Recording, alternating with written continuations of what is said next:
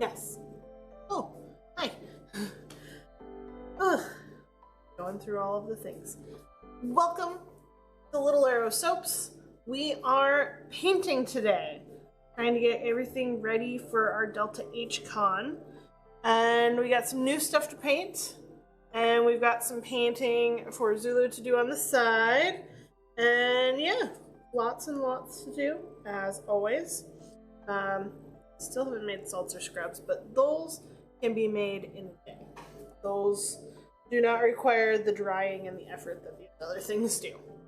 So, that being said, we're going to start with the onigiri because I want to. And that's all that matters in the long run. So, for these, I have my Zero Gravity black, which is a black with little flecks of gold in it. We have some cocoa butter melting for frosting for our soot sprites. But let's see how my concentration is. Looks pretty good to me. Be a little wet, but that can be dried. Oh, I like it. Here's your paint and brush, sir. And if you want, that spray bottle is more alcohol, so if it starts feeling thick, you give it just sprays and it should be good to go.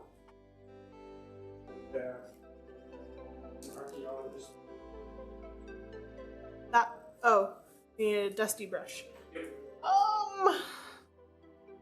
They should be around here somewhere. Though some of them might be on pans and convenient.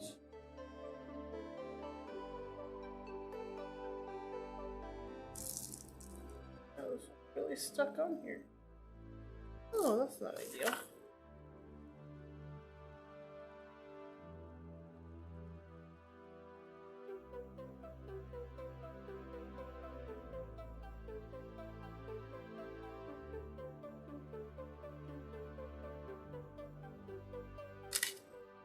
That's not supposed to happen. Let's see if that's happening with the other ones. They are a little stuck, so they need a little more encouragement. Peeling was not the right choice, but twisting is working.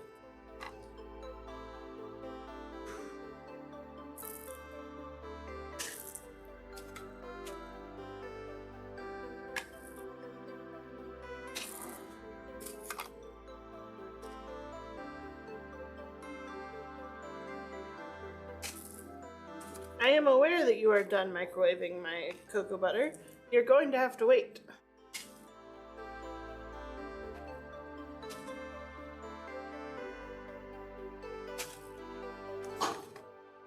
Thank you.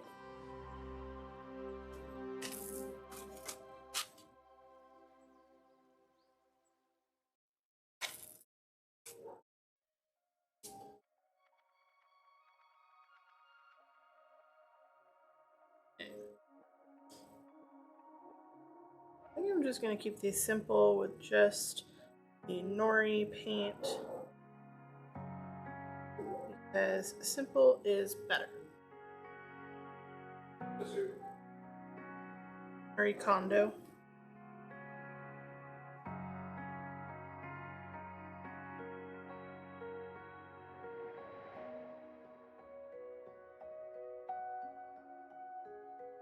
It looks perfect. It's absolutely adorable. Hello, Erin. Hello, Fran. Welcome in. I am painting some onigiri. I am painting Pokeballs. Yes, Zulu is at the table behind me, or in front of me, I guess, off camera, painting Pokeballs.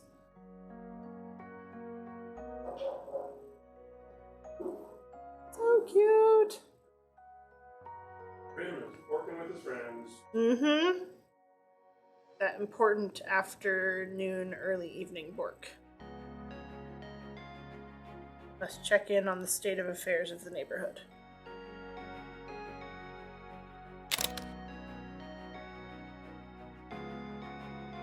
Onigiri.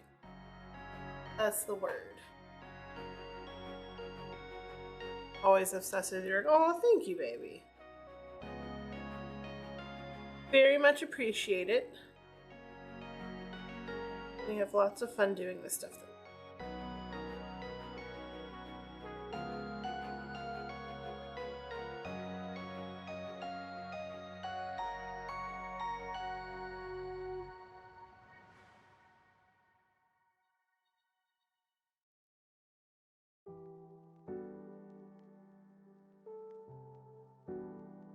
What does that word mean? So, onigiri is a Japanese rice ball that's usually stuffed with something, either fish or omashu plums, which is this really salty sour plum.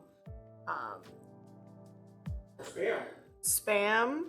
That they do it in Korea, but they do that more so like the masubi style, which is the rice ball on the bottom, and then eggs, all sorts of stuff. It's very popular. It's kind of the Japanese equivalent, or the traditional Japanese equivalent of a sandwich, because it's very popular to bring for like lunch because it's usually non-perishable stuff inside or preserved, and it can be really good.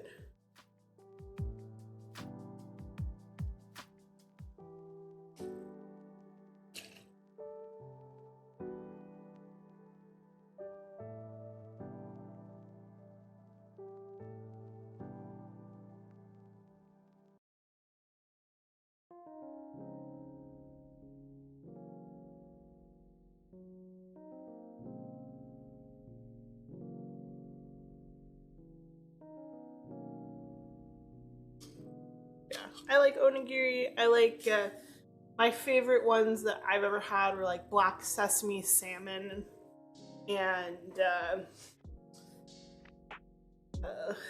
had a curry one time, like Japanese curry.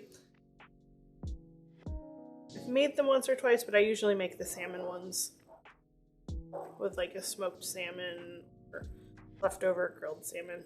It has been a long time since I've made them. The last time I made them was back at my apartment. That was some time ago. I've thought about making them since. But we have to go to the Asian market and get the good stuff. Oh.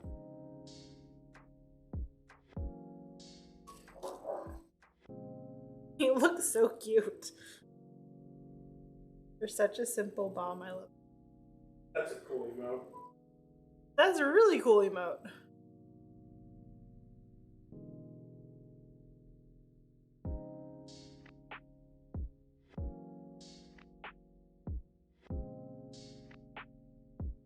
Whew. Almost didn't get.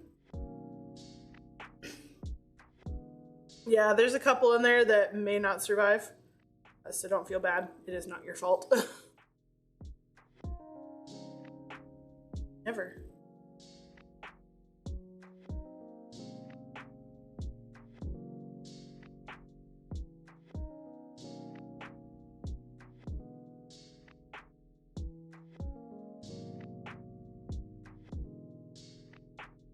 What color is the inside? So the inside on these isn't colored.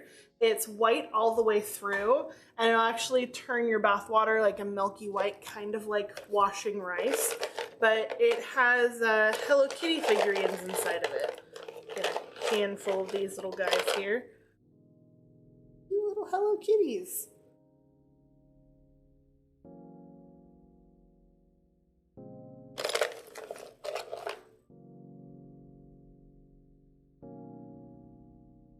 Little sushi kitty.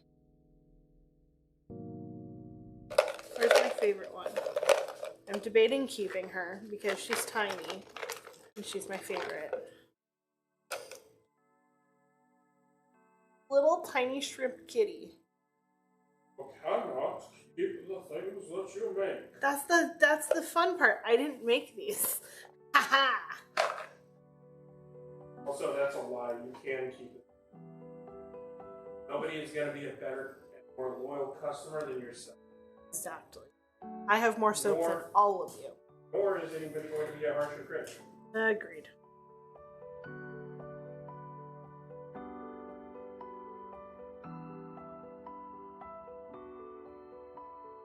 How's the Borking going, Grim? Coming in for some water?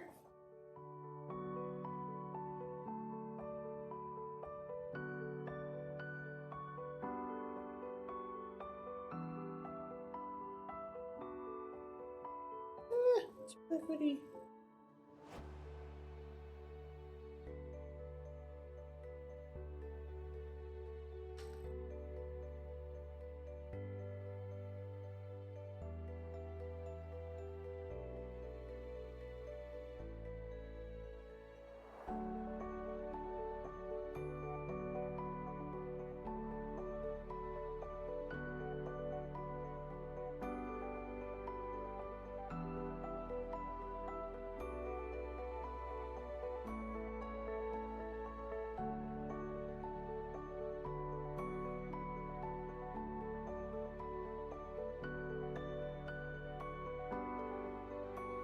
Oh yeah, I forgot. We got our follower modes. We're follower emote eligible finally. So Oh, I forget yes. exactly which ones, but 5 of our primary Sudsy emotes are now follower emotes. So Yeah, so if you're a follower, you can use Sudsy now. Here you go. There's our Sudsy. as long as you're in here. If you want to use it in another channel, you have to be. Yep. Not our rules. This is what Twitch. If it were up to us, Sudsy would be everywhere. Yes, indeed he would.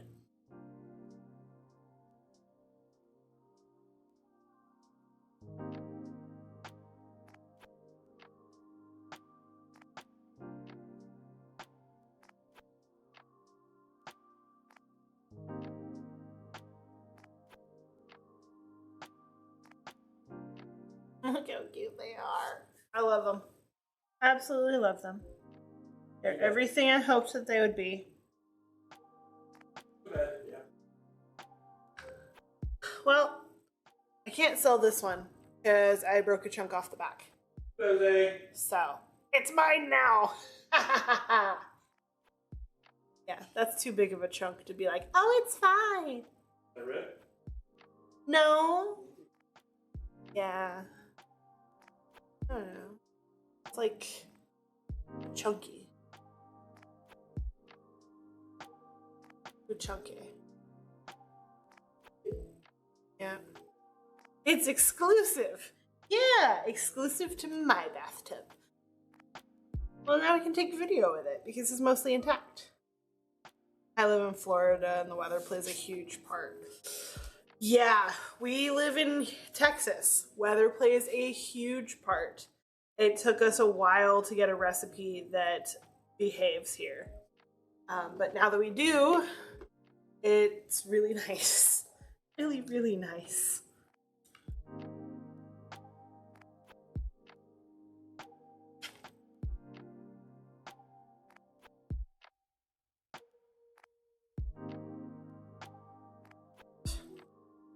Tiny brush.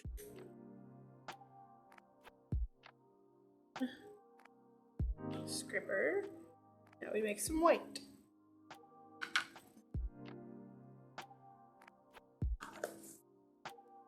Oh, is there a bird in the backyard now we got to investigate? It's a busy day in the backyard, guys. Apparently.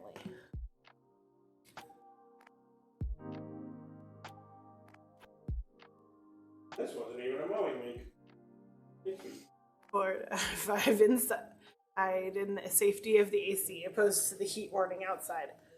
They discontinued our heat warning today for now, which is kind of sad because we were gonna bake cookies in my coworker's car, and she did the research to find like what temperatures it has to be like safe to do and to do effectively and like the timing and all of that.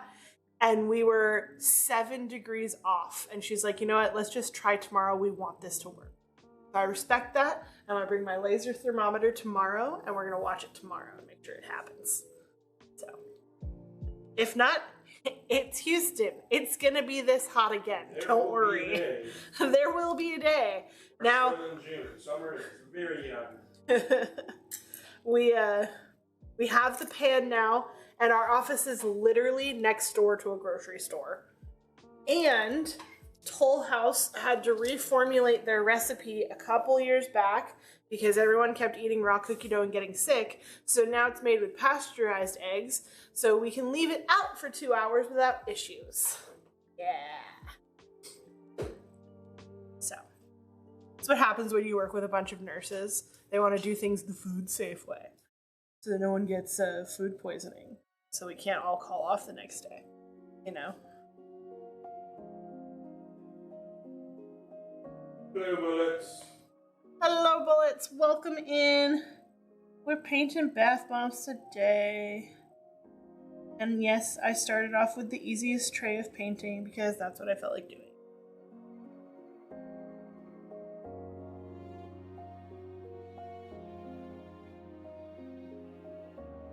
A little hot out there for you, giant black dog? To be fair, I'd eat raw cookie dough. Only 1 in 12 eggs has salmonella. Yeah, I mean, you're more likely to get salmonella from your friend's pet lizard. So, I say go for it. I only know one person who has ever gotten salmonella, and he got it from raw chicken. Would you eat friend's pet lizard? Terrible. Well, you know, Mayan funerals are a thing. I made it up.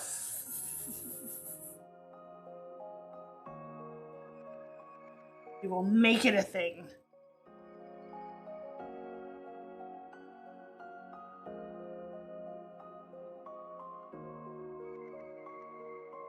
It's not even culturally accurate or sensitive. You're right. It's Aztec that ate one.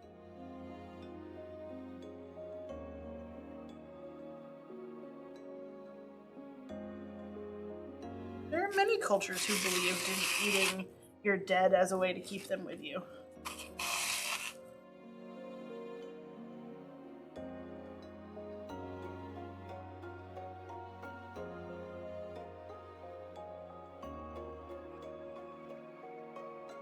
I've been eating raw cookie dough most of my life and have yet to get sick from it. I've gotten sick from quantity versus the cookie dough itself.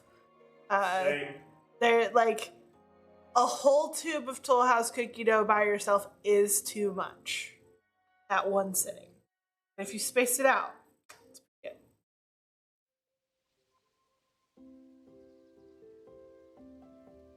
Thankfully, there's not enough chocolate in basic chocolate chip cookies to twig the allergy.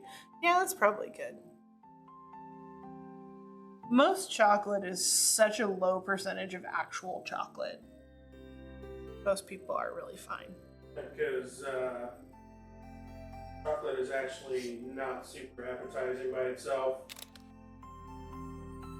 We played a prank one time on my dad for Father's Day that we made him French-style breakfast sandwiches. They're basically like sourdough bread, toasted, grilled cheese style with chocolate and fruit. And we made all of them with like normal milk chocolate and a couple with dark chocolate. And then we made one with 100% cacao and waited. It was worth it. It's totally worth it. Watching him try and be like, my small children made this for me. It must be, nope, this is terrible. How do I not show that it's terrible?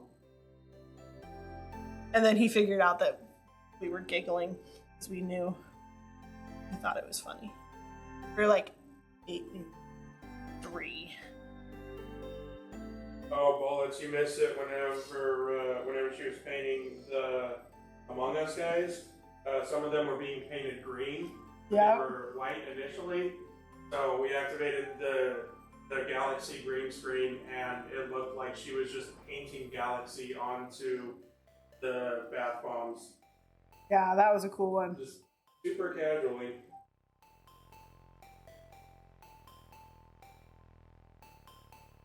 Yeah, this is normal. This is how people paint.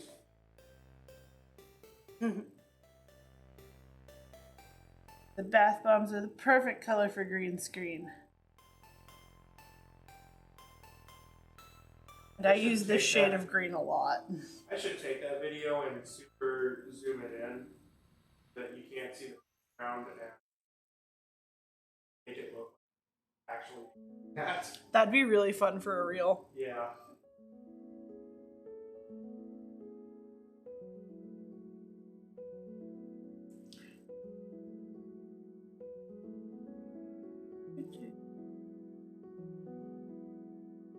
Painting away.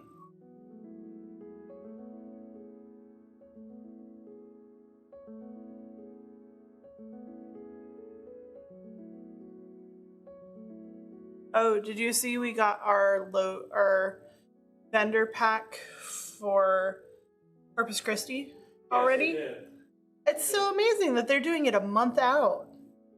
It's so nice. Instead of, 3 days before. Always appreciate that. Agreed. Helps planning and logistics and how much food do we need. Ooh, thunder round 2 coming from the opposite direction this afternoon. Ooh. More thunder, more lightning. We've been too hot here for storms. Fun! Hello! Fun! You are here for the soaps, but unfortunately we are painting bath bombs today. Which is also entertaining, I would dare say. I was in her stream earlier this morning. She was playing a game called Pizza Possum.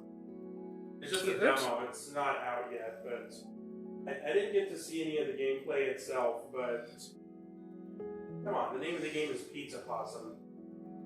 Yeah. We had a power surge, which hasn't happened in a long time. Yeah. We had some bad storms through last week?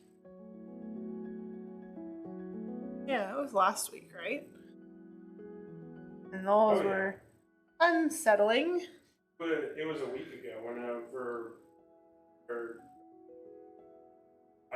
twice. Yeah, we flicked power a couple times, but luckily Zulu has our computer that does all the streaming on a UPS system, so it held on through the power flicks. But we got hurried upstream after that point, just to be sure. I mean, some of those lightning strikes were close. Like, it was freaking me out. There was one that was in the neighborhood, 100%, like within a street of us. All right. I'm gonna move these guys into the dry room and grab my next victims to paint. But look at these. We've got rupees and onigiri, and they turned out so cute. I'm very happy with them. And I will make more. Let me go put these in the dry room, and I shall return. I will leave Zulu to entertain you. I'm sorry. There you go. No, I'm not.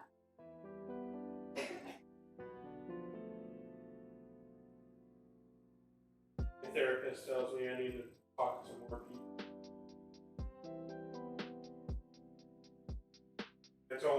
I told him I'm the type that will never talk to anybody on an airplane. He's like, you should talk to somebody on an airplane. I'm like, no.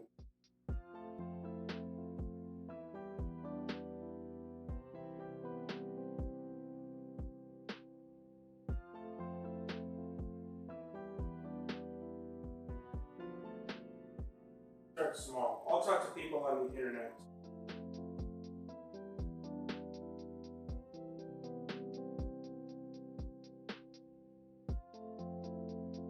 Not sure how chocolate pudding got factored into this, but that does sound pretty good. So you made me want chocolate pudding. What? Oh, Erin, she wants chocolate pudding. Ooh, I like chocolate.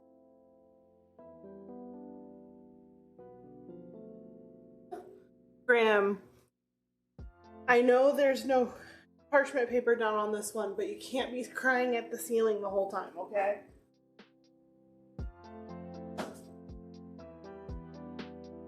You are a large predator. You should act like it.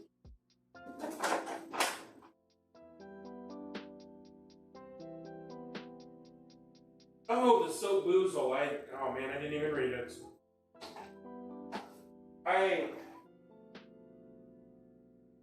So we've got those automated marquee messages that pop up. I like having them because they're good information, especially for somebody who's newer to the channel. But anytime I see the Laro soaps come up in the chat, just ignore it because I assume it's a marquee message. You ignore your own hard work? Yeah. That's fair. Before I start painting Kirby, I am making some frosting. Well, I wanted to. Okay. That's enough reason. It's my stream. I'm tired. I appreciate you. Just surprised that you were going to go for the easiest artist. I'm going from easiest to most mundane. Slowly outlining things. Right. Alright, that is too thick. A little more polystone to it. Me with the mundane. Those ones are medium. I'm mostly talking about the pixel hearts. I have to carefully paint the black line around the whole thing.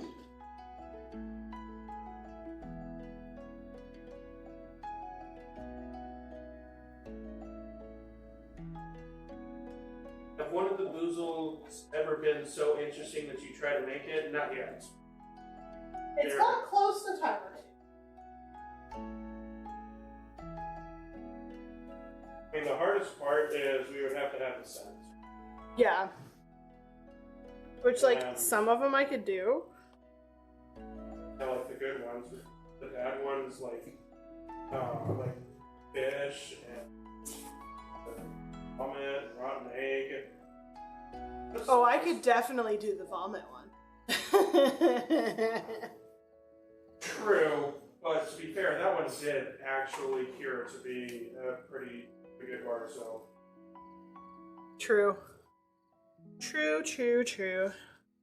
I need to provide some context for those that are unfamiliar with that story. Bubbling salts. Are they just bath salts, or do they legit make bubbles? Yes, so they legit make bubbles. They are half bubble bath, half bath salt. So you get all of the medicinal benefits of a bath salt, but all the fun of a bubble bath or a bath bomb because the color and scent, and some of them glitter. The unicorn one changes colors. Bath salts on their own are boring. So we try and make it a little more fun. I use them a lot. I like the earth ones myself. I go between unicorn and water. But I also like to use our occasional ones, like our specialty ones. Usually we'll have a little bit left in each one. Alright, let's dust us some Kirby's. Dusting bath bombs.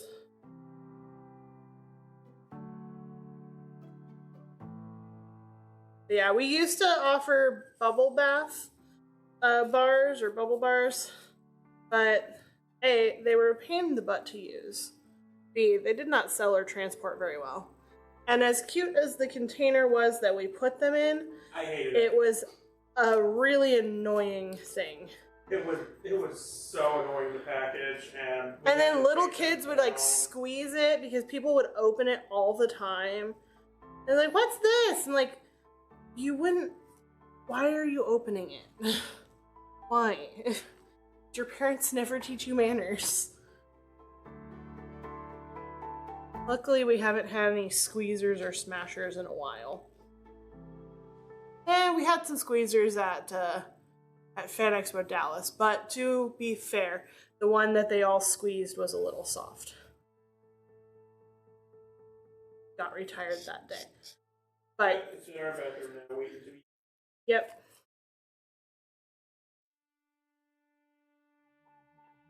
I don't know if I haven't yet. Did what? I took it out of inventory. Yeah, we took it out right away. We didn't want someone to buy it because it was the last one.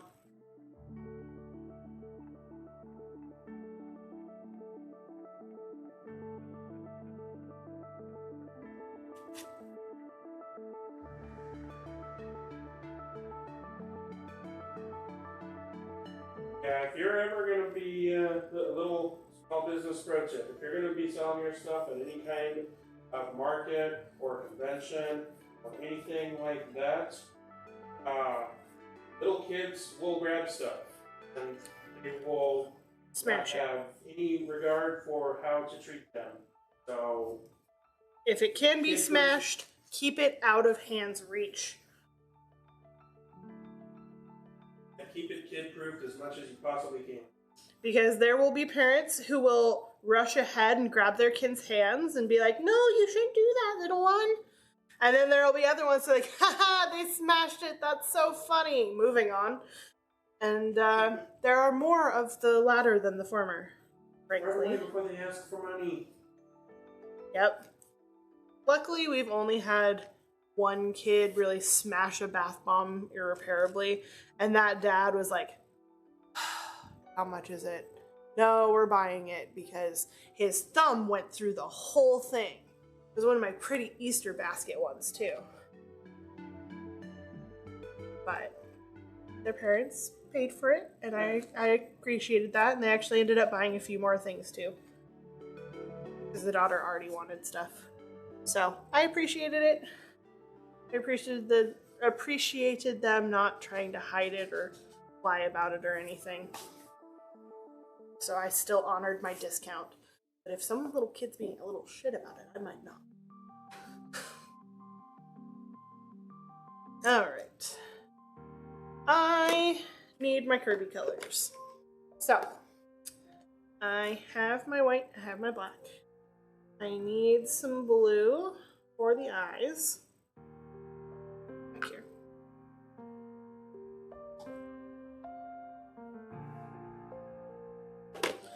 I need some neon pink for the cheeks.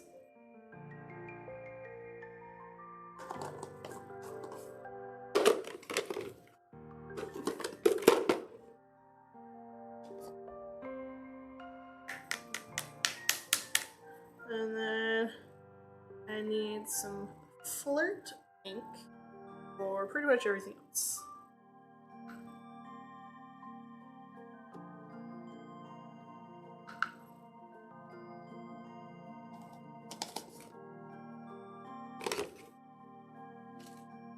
My Halloween bucket full of stuff can go that way. Alright.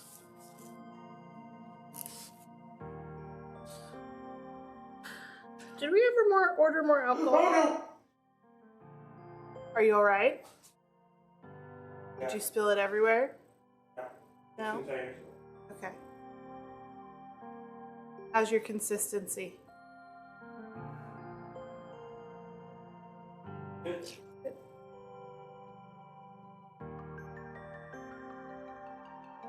Yeah, we got an order. We got an order! Yeah. I jumped a while. Sorry, Aaron. Yeah, Zulu's a little bit of a shrieker when it comes to moments. It takes some getting used to. I used to also panic, and now I'm just like, okay, what'd you do? The benefits of being with someone a long time. If he shrieks, I know something happened, but we'll get there.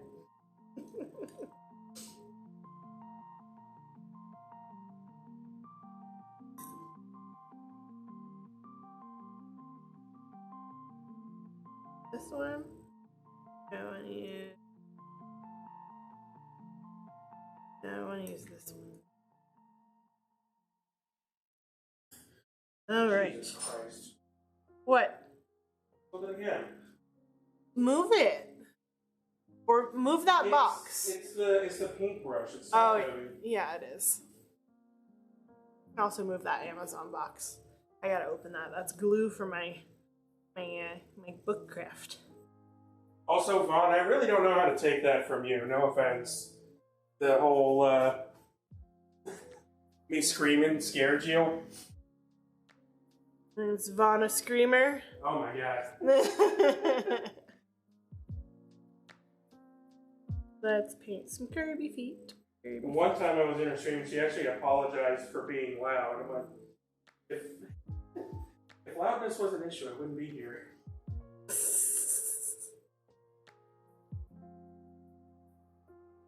I mean, I'm in Moko's channel every day. Nobody's louder than them.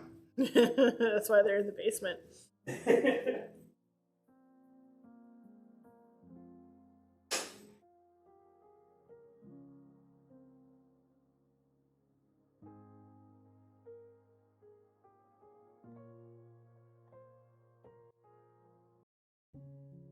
Hey, Green.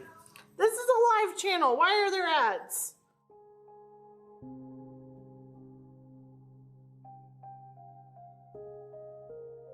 And now we embark upon the journey of Kirby, where he looks like absolute garbage until he gets his eyeballs painted.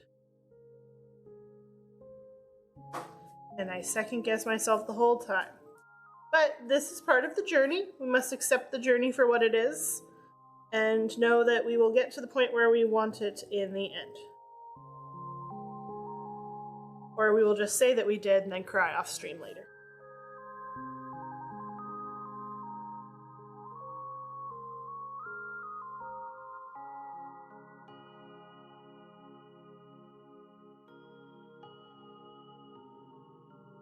I think I'm gonna need some more paint.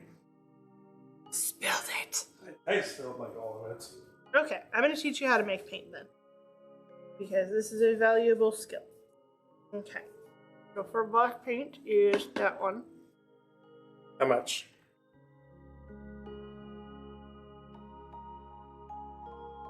That much. Okay.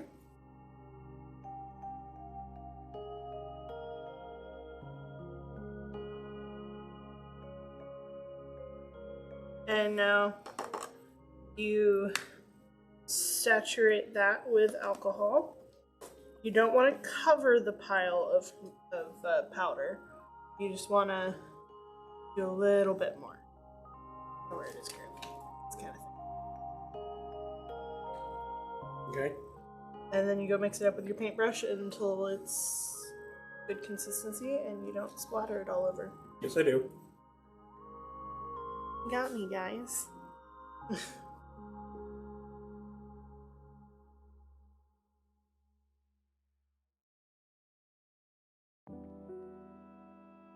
If it's too thick, it'll paint on clumpy, and you just add some sprays of alcohol.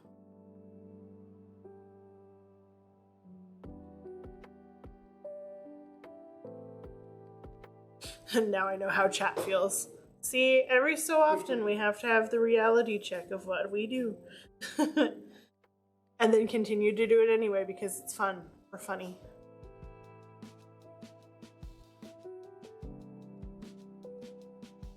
I'm also surprised that one, I actually screamed that loud. I didn't think I'd scream that loud. You did.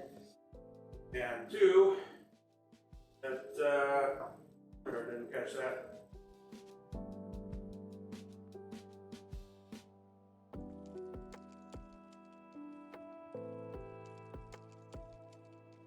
Oh, and there's our notification. Our order notification is still working. Orders! It's still working? It's a new feature. Yeah, and it's still working. Yay! After all these days of it being live. Yep.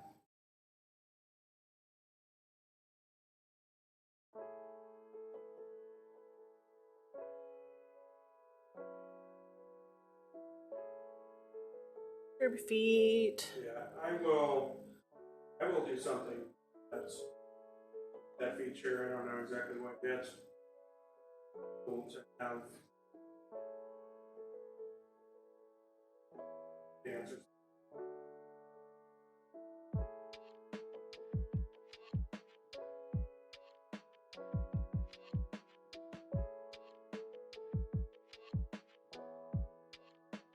I have an idea, but I'll have to search for the GIF. Yes, Delta H is it's an anime convention down here in Houston. It's been going on for several years now. We've never gone ourselves. I've actually never been to real big anime convention. I've never been to an anime convention as an attendee. Yeah, we're not big anime people, so it just never really has come across our radar. But I've done a few as a vendor in the past selling ponies, and one as I did FanimeCon, which is a big one in San Jose, California. And I'll tell you, it's a different group. It's a different group of people, but fun. Just going in prepared. Yeah, we did one in earlier this month, but it was pretty small. It was only their second year. I have hope for it. I think there's a desire in that area. Oh yeah. So. I was. It seemed to be run pretty well. It was definitely run well. It was run better than a lot of the stuff that we've been to.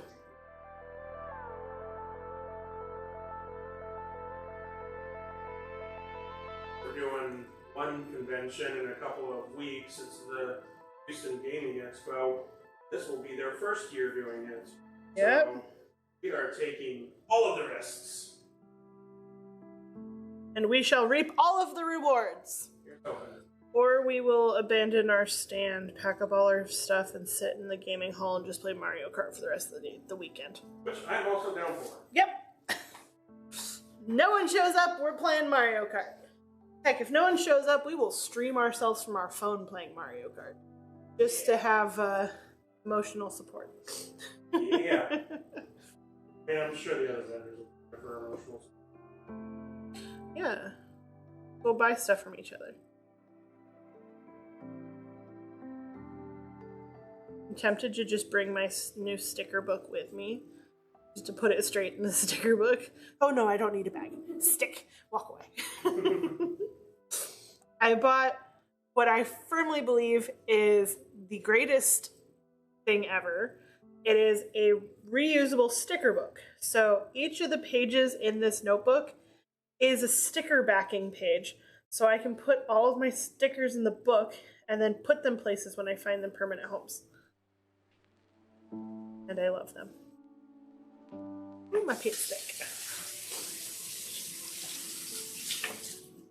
What's your favorite anime, Vaughn? Yes, always taking suggestions.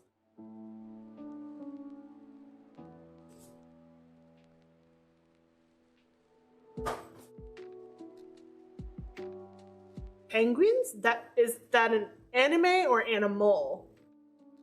Yeah, anime. But we are also fans of penguins. I like octopus and jellyfish. Which there's very pretty jellyfish on my computer or on my TV right now. Yeah. It's what you get for speaking off I also have an camera. enunciation problem.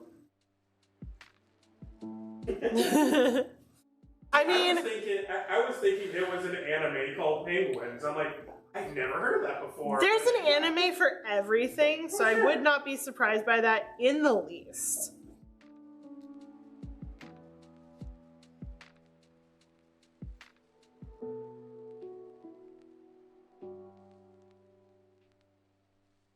A list.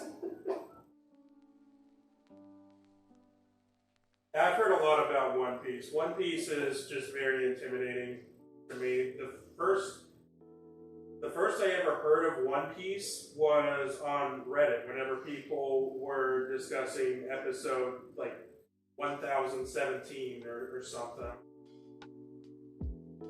Really that many episodes? Yes. Is this like Adventure Time where they're just quick little one shots now and then? No.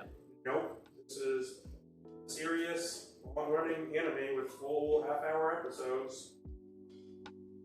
There we go, saying full half.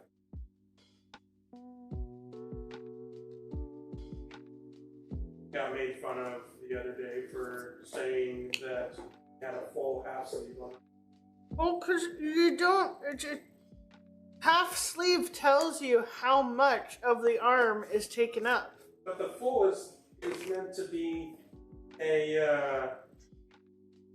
word that I'm looking for, not an exaggeration, but emphasis on how large this tattoo is. But like,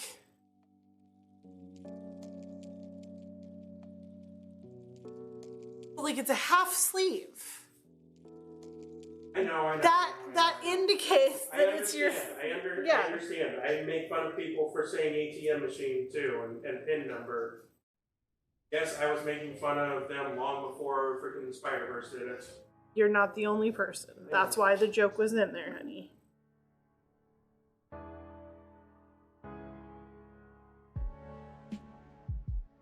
I don't know if I've heard of Yu Yu Hakusho. Yeah, I've heard of Inuyasha, I've heard of Bleach, but not Yu Yu.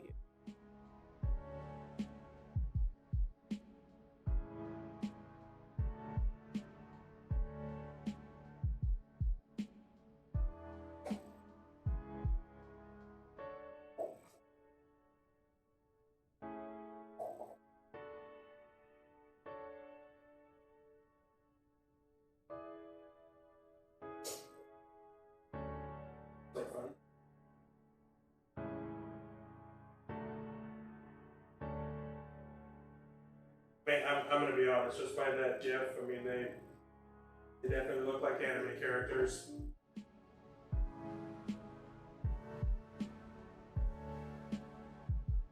Okay, I like it.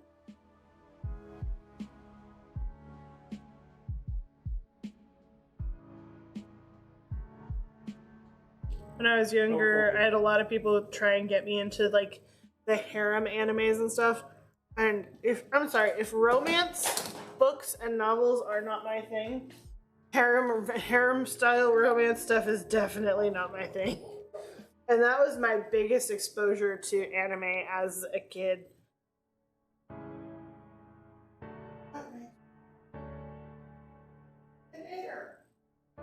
Yep, pretty much. But I've found a few things since then that have intrigued me. I very much enjoyed Baystars, which was like weird, but I enjoyed it, but also very weird. I know I'm not the greatest authority here, but considering I don't watch a whole lot of anime, but I do consider Airbender to be anime. I think it's a specific subgenre called Amerime. Yes.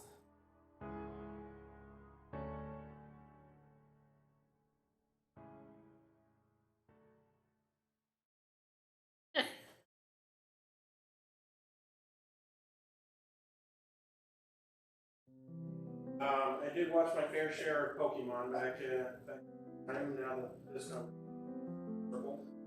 I watched Sailor Moon, and all my friends tried to get me to watch Tenchi, and it got old really fast.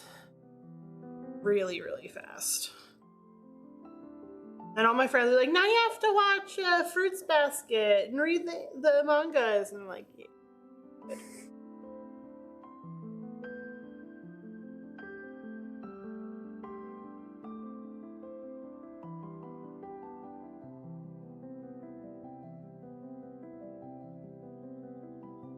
I haven't seen Korra yet, but one of my friends loves it. Yeah, I really like Korra.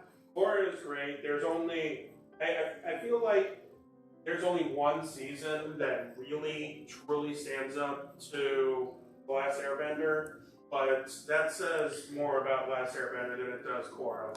And I wouldn't even... Korra is still really good. I would say that with Korra, like, I agree. Korra as an airbender did not stand up to the series of... Avatar? Or as a show? Yeah, Korra as her character did not stand up to the show as well because The other characters around her were so much more powerful. That's way too thick. It needs Okay, more. we just need, okay. Yeah. Way too thick.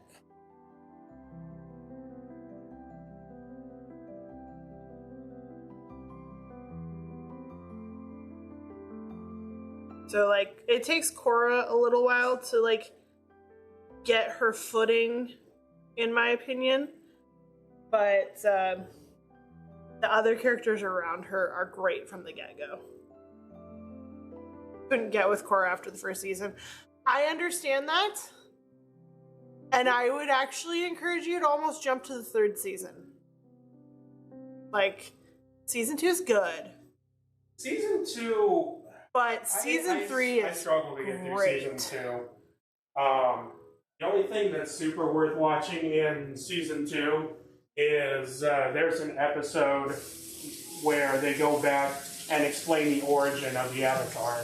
Which The plays original into first. the next season. Yeah.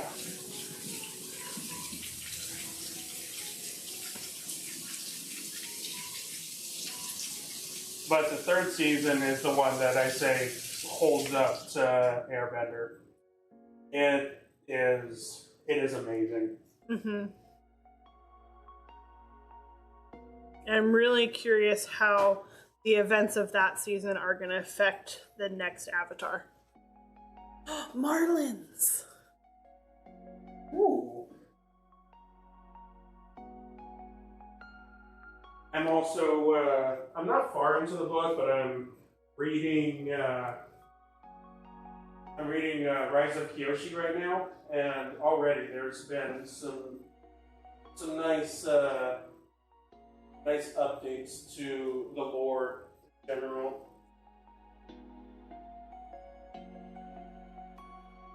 Just can't stand the 3D animation mixed, and then the story just got all over the place for me. Yeah, I totally get that. See, I love the 3D animation mixing in because it reminds me in like the mid 90s when studios for the first time could like rotate a room and then continue on the scene with their characters, and it just feels like that to me. That was an interesting time in the Beauty and the Beast era where they hadn't fully discovered the power of CGI yet, so we weren't in full Toy Story mode yet. Love you. But yeah, I really liked that. I thought it felt, to me, it felt like a kid playing in their dollhouse, and then they want to play in a different room, so they turn the dollhouse and they continue the story. That's how that animation 3D going into 2D feels to me. I mean, it was freaking amazing. Like, Yeah. so those scenes, the Be Prepared scene, and I think that was one of my favorite scenes of animation until Finding Nemo. I feel like they were more focusing on a love story than saving the world story. Yeah, I understand that.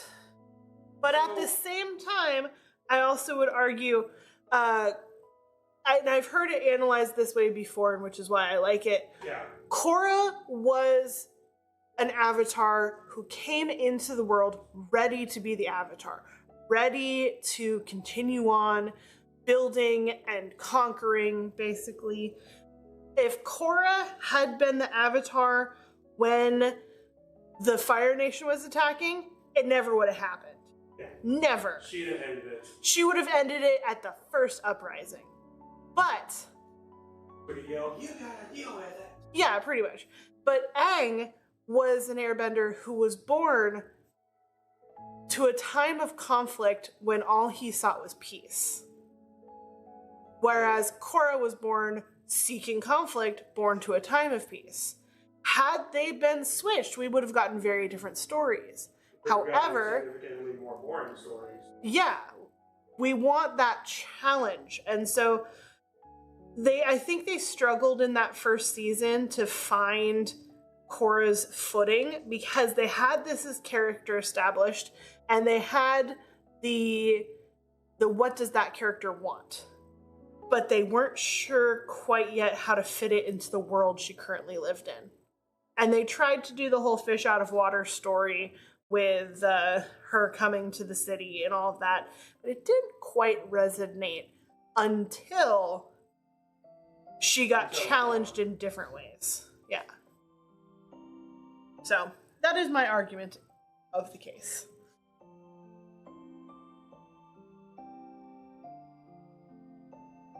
Now we do some Kirby melts.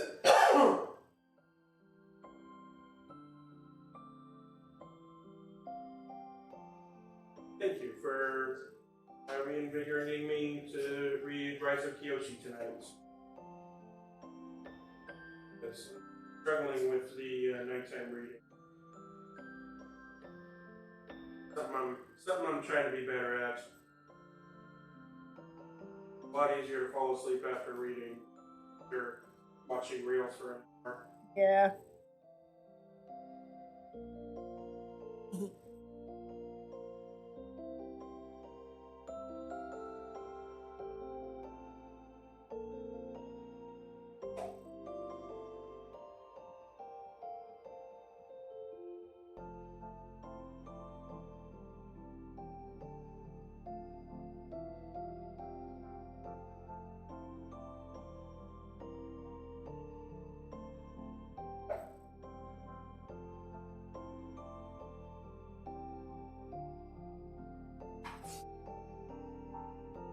Kirby melts.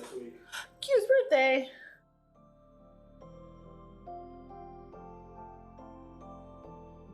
I feel like Q would be the kind of person that would really appreciate one of those never-ending birthday cards and would start remixing it into songs.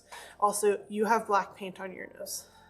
I have black paint everywhere. Welcome to my world. I know. Definitely an interesting point of view, but this is also an issue when the first anime project is so amazing.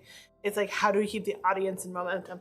Yeah, I think that's the issue that a lot of properties have. Honestly, like I said, I thought Korra did a fine job, but honestly, the solution to that is do what Gravity Falls does. Make an end. And just end it. Well, boom, you have the perfect it's not story. that you just end it. You complete the story and then end it. Yeah. You have to have a complete story from the beginning. It sounded worse than it was. It did, so that's why I clarify. Yeah. You have to have the complete story. Now, I understand you can have multiple endpoints and make those individual stories, but you run the risk of losing it. My heart hurts so bad from where Gravity Falls. Yes, but how much worse would your heart hurt if they brought it back and it was terrible? I feel like it would ruin the original. Well, at a certain point. There's actually not that many shows that have been hurt that badly by bad. If they brought it back to do it right, I would be fine. Well, I mean, if they brought it back to do it right, all the other times they've brought back other shows to do them right, we wouldn't be having the conversation about how it doesn't do well the second time it's back, so. There are exceptions to the rule, but there's a reason that we have this conversation when they bring something back. Yeah, I'm not gonna lie, I have zero faith in the next live-action Avatar that they've done. I'm sorry. My only hope for it is there's no way it can possibly be as bad as it was the first time. Yeah. But everyone who's saying all the pictures, like, oh my god, the pictures look great. No, the pictures look exactly like the movie. I'm sorry. Yeah, Aang looks no different. They look exactly like the movie, and I am terrified. Sokka looks okay. Sokka looks better. Yeah. Yeah, the costuming looks pretty good. I don't know if I'm a fan of Zuko still has a black eye. I'm sorry, I could do better with rigid coat alone and some blush. Yeah. Freaking, I mean, come on. Two-face that eye. would not look out of place. You have Netflix money. Slap some green paint on them and put a green screen filter on it. Yeah.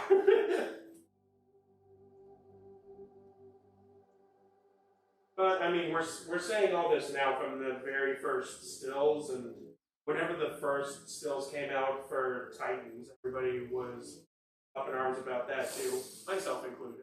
To be fair, how many people watched past the second season? I didn't. I didn't. Was it better than the stills? Yes. Was it good? Better than I thought. But I had the lowest of expectations for it. So that's really not saying much.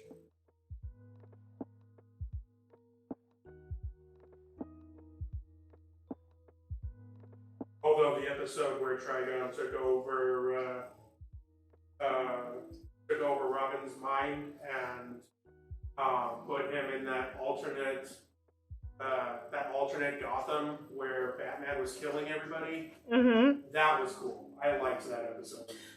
And a lot of people didn't, but I liked that episode. I thought it was pretty good.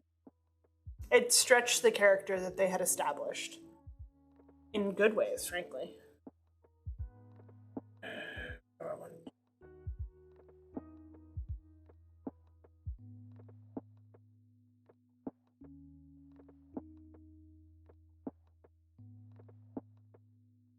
Do it. I came back mid-conversation. I feel like I need to hit the VOD later to see what I missed. Oh, that's right. We're opinionated about our fandoms. This is why we do so well at conventions. Yeah. And this is one of the reasons. We only do conventions throughout the year. I mean, we could. We would just have to travel a lot. True. I'm in a writers group that writes like stories and R-rated stories and things like that. And I often get asked, hey, do you want to do a story from this fandom? And I always answer no, because I will not break canon. I can't do it. I won't do it. I mean, your war paint is getting more extravagant. What's that? Your war paint is getting more extravagant. I know. I didn't want to paint. I didn't ask you to paint this time. You volunteered, but I appreciate it. It was somewhere in between. Yeah. I believe the exact verbiage was, do I have to paint this time? No, but it would be nice if you did. Yeah. Yeah.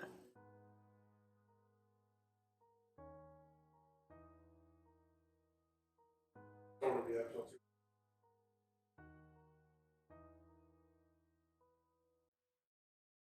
Got to drive to work tomorrow.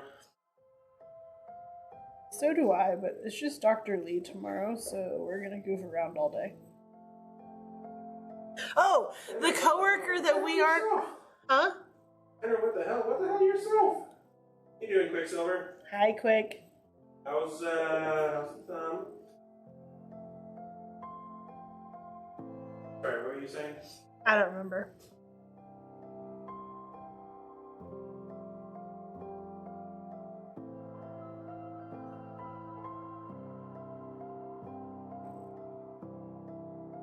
But yeah, goofing off at work, Dr. Lee. The coworkers, all of us are like, wow, you're really burned out. You should probably get a different job because you're kind of being a jerk to everybody. Was gone half of the day today, and somebody overheard her talking with our manager about talking with the manager at somewhere else. So we think she might be interviewing for a new job.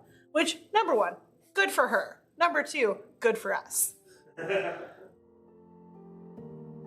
She's been at this position for 7 years. She deserves some growth. She also no longer fits the office culture because we're all a bunch of weirdos and she's trying to be normal. Alright. Evolved. Yeah, like we made an extremely work-appropriate boobies joke today. One of my coworkers was talking with one of her friends about wearing costumes to the convention this weekend, and one of them wanted to go as a Ghostbuster, and the other one's like, "Oh, I'll be the ghost." And they were arguing about who should be the ghost and who should be the Ghostbuster. And I informed them, well, whichever one of you has the bigger boobies should be the ghost. And and they thought it'd be funny if one of them went as a sexy Ghostbuster, and then in order to make the ghost sexy, they do the normal sheet ghost, but wear a lacy bra over top of the sheet. They did not find this as funny as I did, but I thought it was quite clever. I disagree, Quicksilver. There is such thing as being weird, but it doesn't mean it's a bad thing. Correct. That's what I tell my kids. You're gonna feel weird, but weird isn't bad. Weird is just weird. Weird people are far more interesting, frankly. Oh, yeah. Everybody is and or should be some level of weird, because if you're not weird, you're weird in that sense. Yep. Everyone's got that one thing they're a little bit too into, or they're a little bit too passionate about, or will make them jump into song and dance and different things like that. Yeah. There's no such thing as normal. I will accept that. There is. It's on the washing machine or the dishwasher. It says normal setting. Even that is... We always modify that, too. How many people actually use the normal setting? Not as is. I modify it. So how normal is it, really? Not normal. I mentioned that I like the glitter in this new black. What? Like glitter? Yeah. I'm the weird one in the workplace, and it was really awkward when there were more people around because there's no way to have a conversation. Oh no. So missing. What? That's what's really missing from the green mat. Glitter. Yes. But anyway, back to it. So when I first joined my job, I was the weird one. There were 5 people in my little pod, and I was definitely the weird one. 2 of them were twins, so they were like the little nice church-going Christian Hispanic girls that did everything together because they were very into being twins and very good at being twins.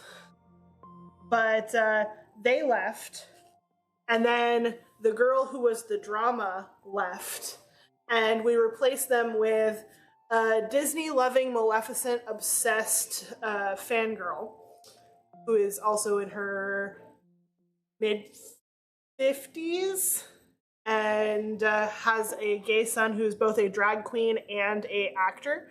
So she's endlessly entertaining. And then we got our second nurse, who may or may not be listening. If you are, I love you, and you know that. She is weird in the sticker collecting, has seen every show ever, and knows quotes and movies from them. A little bit into Lord of the Rings and Harry Potter and all of that. Then we got our last girl replacing the other of the 3, who is a true crime obsessed, haunted house obsessed, and slowly getting into nerdy fandoms obsessed. And then we got another nurse who's with us a couple days a month, and she's a cosplayer, video game player. I mean, our entire culture has shifted, and it's fantastic, and I love it. And I work with the best group of big nerds I've ever worked with. Almost as though that's a better culture for a children's unit? Yeah, maybe what's the drag queen's name? Her name is Barbecue Chips. Named after Lay's barbecue chips. She's Barbie, like, so B-A-R-B-I-E? Barbara, or Barbie for short, Q Chips. I believe he has a Instagram, but I don't know what it is. But just search Barbara Q Chips in Houston, and you will find her. She's currently, or his persona Barbara is currently in a play that ends this weekend here in Houston. And then he will be in Bonnie and Clyde at one of the theaters in Houston later.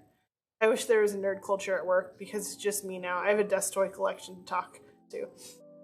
When I first got here, it was not a nerd culture, and now it is, and I love it. Like, today we spent 20 minutes between patients gushing over Loungefly bags on Amazon and convinced one of our coworkers to buy her first Loungefly.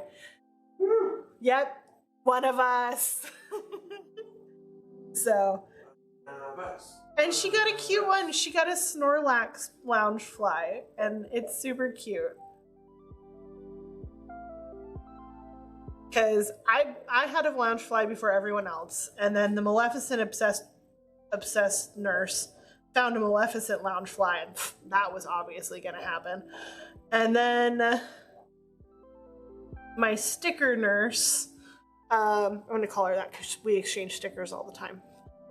She bought a Pokemon one that has the 3 starter types for 3 different generations on it, and then I have 4 Loungeflies now, and so they will all grow. The other accountant says he's a Trekkie, but only ever says, make it so, Scotty, and can't understand why I physically negatively react to that. Oh, yeah, I need the new Labyrinth one. Sound wrong, you know. Yeah. I didn't know there was a Labyrinth one. But though, to be fair, not a big fan of Labyrinth.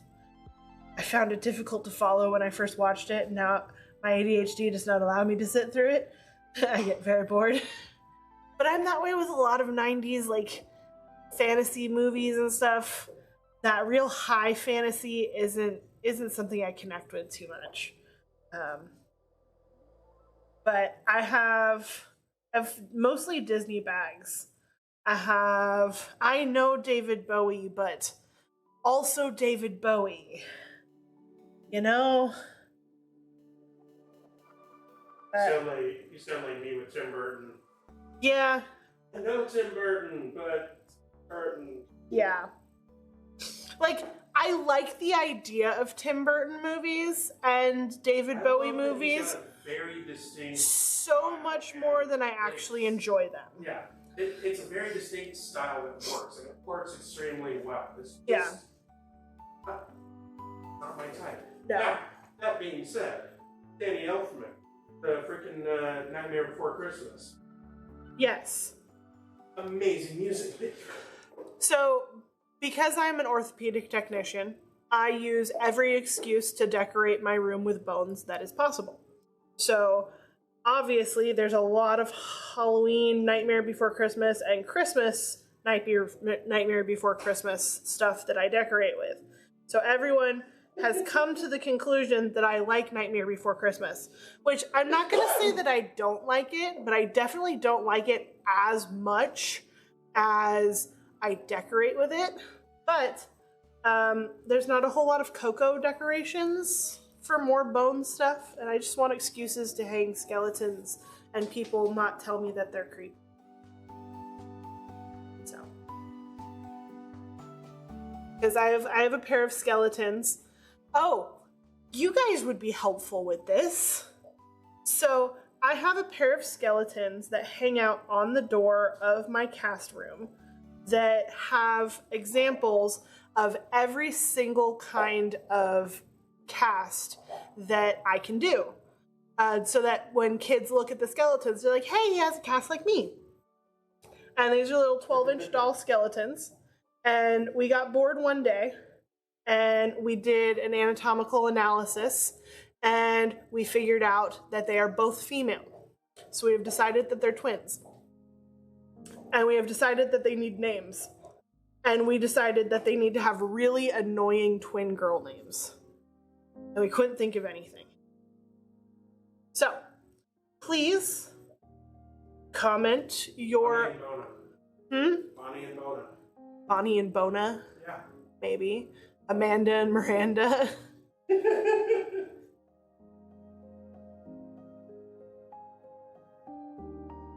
Candy and Sandy. Oh god. If you're gonna do that, please put like an obnoxious blonde wig on them. Oh, one's currently dressed up as a Dallas Cowboys cheerleader. Okay. And the other one is dressed up as a Ravenclaw Hogwarts student. Sounds like a Candy and Sandy to me. Kind of, yeah. Vicky and Nikki. Oh, I kind of like that. But so I've discovered this last Christmas that my skeletons fit into Elf on the Shelf clothing, which was a dangerous discovery. Because I have subsequently found an Elf on the Shelf costume maker on Etsy. So currently my guys have 6 costumes between the two of them. And I can't wait to get them more. I'm so excited. You're dressing up in something different every day? Every month, I think, is going to be my rotation. Currently, they're dressed up in that. I got them Jack and Sally costumes for Halloween and Christmas, but they have Christmas sweaters and pajamas. Miranda Vitrabel III, heir to the Duke of Luxembourg. And Eva. All right, what do I need to do next? I need to do mouth next. This sounds like somebody who would be carrying a parasol with them everywhere, even inside. Yeah, pretty much. But a lot of kids love my skeletons. Some of them are like, that's a skeleton, that's creepy. Like, but he has a cast just like you, and they stop calling it creepy. It is an educational tool, which is the way that I get away with it, because apparently we're not allowed to have anything personal and fun on our desks. Oh my god. Your freaking Joint Commission is just Stupid. They need to learn that you're treating kids. Yeah. Why can you not have fun-colored hair? It's ridiculous. Well, Clarissa has seen my hair up close and complimented it, so I'm assuming that the red is going to be okay. The red is at least a natural color. Ish. But yeah, ish enough. Yeah. I am considering testing the waters with the purple around Halloween as like an excuse, but it's got to be after Joint Commission comes, because we're still waiting on Joint Commission to show their faces. No, they haven't changed their tattoo policy, and I stopped wearing long sleeves, and nobody seems to have cared yet. Yep, that's kind of my It's also on the inside of my arm, so it's pretty easy to hide as I'm just walking down the hallway. When I got 6, I got scared of Pirates of the Caribbean. Pirates Caribbean MMO, which is a thing that existed. There was a cutscene where the skeletons, where they turned into skeletons, scared me so bad I had to turn it off. Yeah. I think that freaked a lot of people out. It was so well done. That was an awesome scene, though. I mean, I was in like mid-high school whenever that came out. Yeah, early high school. Yeah.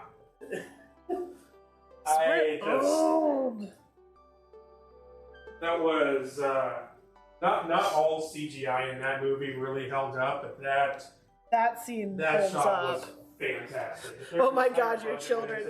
Yes, we're all children. I mean, I'm dressing up skeletons. Ooh, I like Chloe and Zoe. I like that. That's a good one. The Mystery ADHD. Good to see you. Hello, Dill. Hello, Mr. ADHD.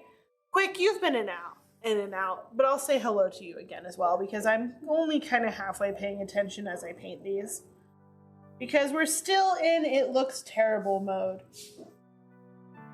We're doing great. We're just talking about all of our different fandoms tonight. So we've covered quite a few bases. Oh, yeah.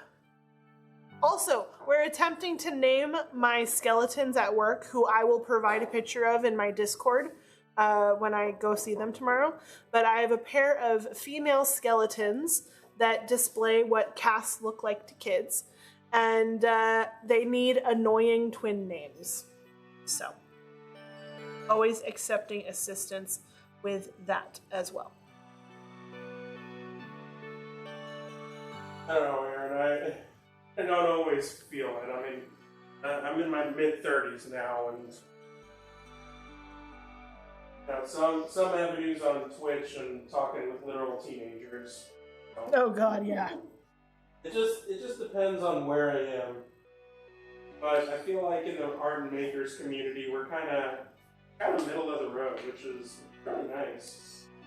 But it's so easy to talk to everybody. Jamie and Sammy. Oh my God. Okay, I really like that one. That's I really horrible. Kendall and Kylie. No, we are not endorsing that. I'm sorry, are we endorsing the naming? Or the writing names? Kendall and Kylie are Jenners, which are Kardashians. Oh. Yeah. The same person, another thing, the twins. Yeah, Daisy and Maisie.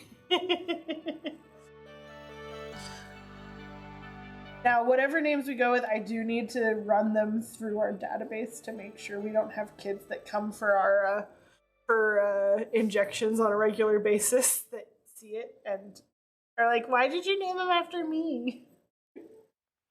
Oh, I had a weird experience at work today. So. Wait. I want to hear this story, but I gotta get these arrows. Okay. You'll find it funny. Very funny. This is not a situation I get in very often. I was out of an extra semester of college and had already done a semester at Disney when that movie came out. Thankfully, I had just been at Disney for 6 months, so I got all of the deep jokes. Nice. I regret not doing a culinary internship at Disney. Probably would have gotten more out of it than living on a farm in Petaluma. But I lived on a farm in Petaluma, so that was a thing. And I learned how to make really good bread, which I probably wouldn't have learned. Alright, are you ready for my story? Yes, and I am done with painting tonight because I don't trust myself with it. No. You should. Alright, so. Just put that straight in the sink tool. This one? I mean, you might as well wash that one too. It's covered in black. That black's not coming off. It's soaking into the wood. Oh, it'll come off. It's dusty. It's not going to come out completely, but yeah. But so our manager came into our pod and was saying that she needed us all to pose for a picture because she is doing a presentation for her bosses or whatever, and she didn't realize that she didn't have a picture of all of the employees that work under her. So we get out into the lobby. We're all going to go of the sign for our department, and I'm standing there and I'm realizing, okay, some people need to go to the front because they're shorter, and some people need to go to the back because they're taller, and I'm the tall person. Yeah. So I often forget at work that I'm a short person because my average coworker is 5 foot tall. I am 5'3.5" on the dot. We recently measured this. And so I am the tall person at work. And it is endlessly hilarious to me because I work with children and I work with people children-sized. Hey, Mia and Maya are the name of the sisters in Phoenix Wright. Nice. Lucy and Lucy.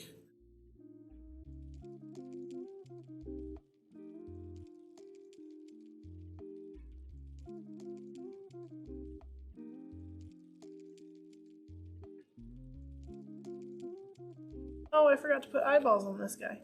Oops.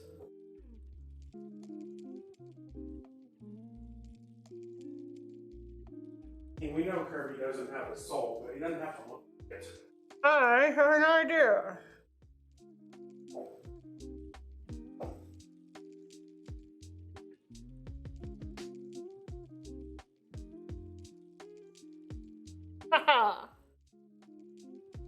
Look how cute he is.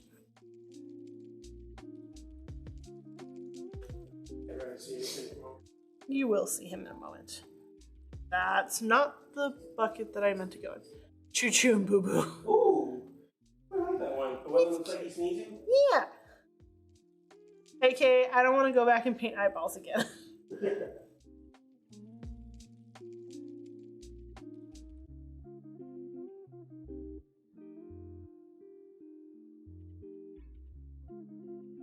Or is he spitting out one of the stars that was once one of his enemies? Psychopath. Let's be honest. Kirby's creepy. The Kirby games are a lot of fun, but when you really characterize him and look at him as a being, he is scary. He is a scary monster. That's why they made him so cute, so you'll trust him. Oh yeah.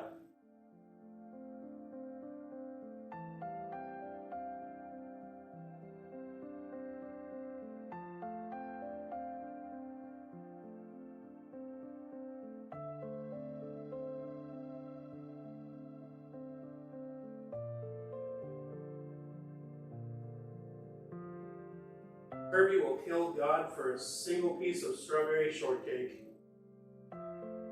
Kirby I mean, is your how good god is this now. Shortcake, because I mean, Zulu might be next in line. yeah.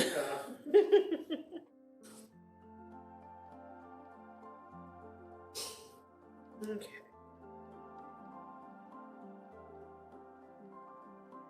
There is no more alcohol on that. There we go.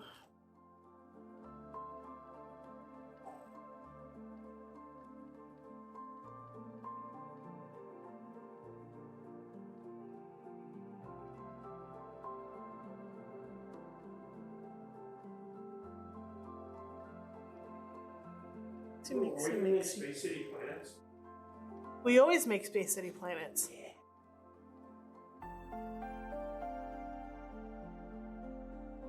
And I continue.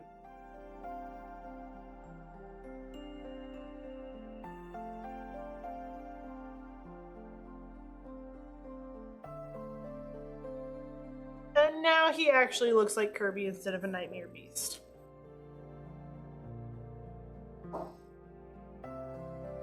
Instead of just an enemy. Yes. I will stay on this train forever. Well, good, because there's no doors, because Kirby ate them. In fact, I don't know. Kirby Dale, is now the train. I don't know, Dale. I'm kind of tempted to get you started. I mean, you had lots of good information on Pokemon. Oh yeah. Much appreciated.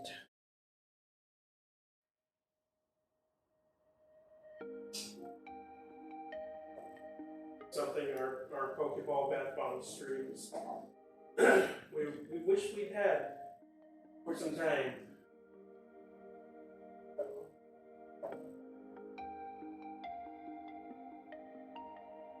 Look, I know a lot of Pokemon trivia, but I'm not even going to touch the spaghetti that is Kirby, Lord.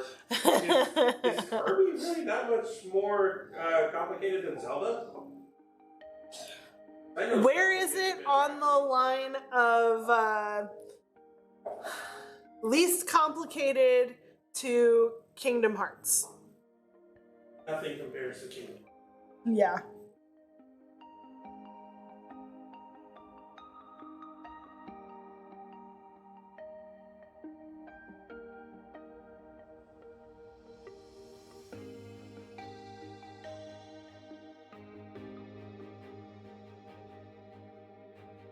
I have not played every Kingdom Hearts game, but I have played every Kingdom Hearts game that you can play on the HD collections. And I have watched the movies too. So. Below Final Fantasy. Probably below Kingdom Hearts, but above Final Fantasy. Oof. I will admit I don't know a lot about Final Fantasy. I played the demo of Final Fantasy VIII. I don't know why, but back at that age, I had a real aversion to turn-based combat. I couldn't explain why. Like, even if it was good turn-based combat, I had an aversion to it, despite playing Pokemon so much. So I don't know. It feels complicated. Yeah.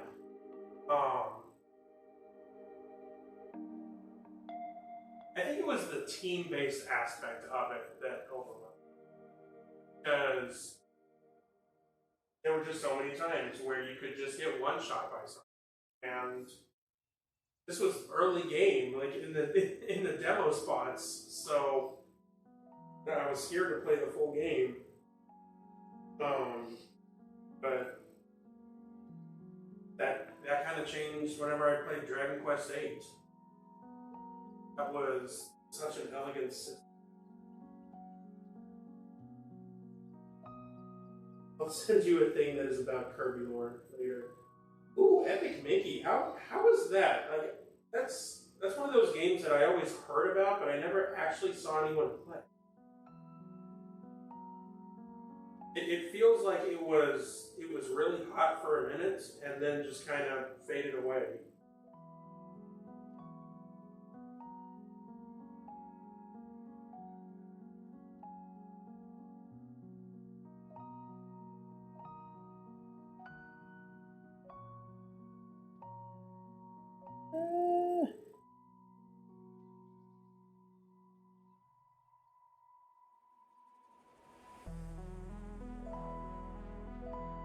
And now Kirby is no longer a nightmare beast. Yes, it is. Kirby is no longer actively a nightmare beast? Kirby no longer looks like a nightmare. Yes. He's cute and squishy. Bubblegum scented. Mm-hmm. This guy turns this guy with this thing, then Kirby beats him and he turns into this thing. Oh yeah, I can imagine that being a very convoluted string of events. Alright, I am going to go put these into the soap room, and then we have our frosting made up, so I will remelt that and we'll do set sprites. Okay, I'm gonna run an ad real quick because it's been some time. But we will be right back.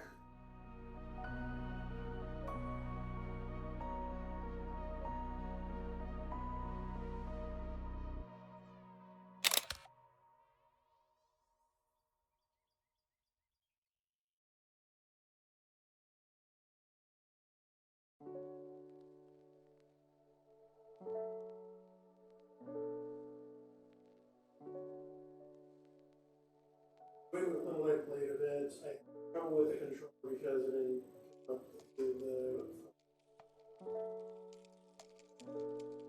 the. Hear me?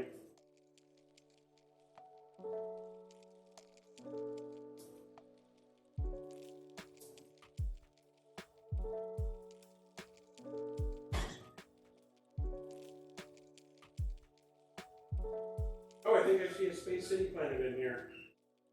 Yeah? Nope. Old Planet. Is that the 90s one? That's the 90s one. Not every planet gets used every time. Wow. Ew.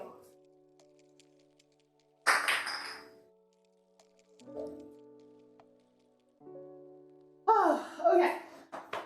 I need to melt my frosting and set up piping bags.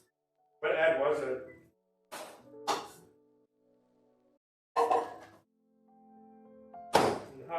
Not all ads on Twitch are created equal. Found that out.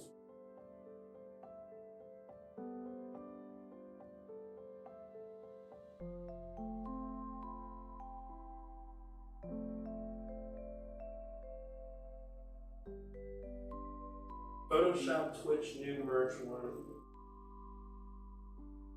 Yeah.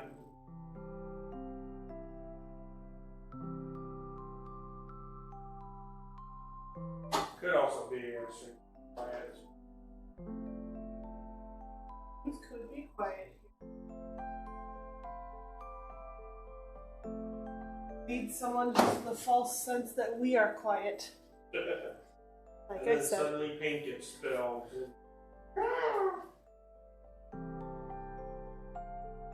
All of the screaming.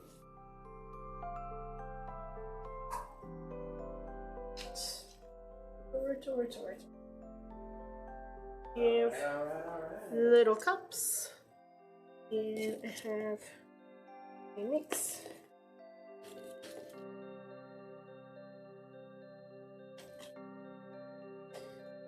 I need more.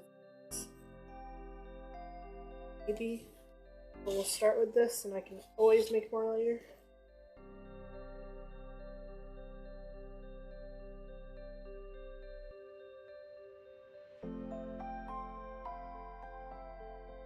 White's my biggest port. Clearly overrode the volume because the car I had prior was relatively fine. Gotcha.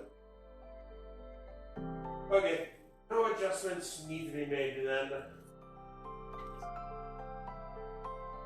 Got this. Got a little Snow White.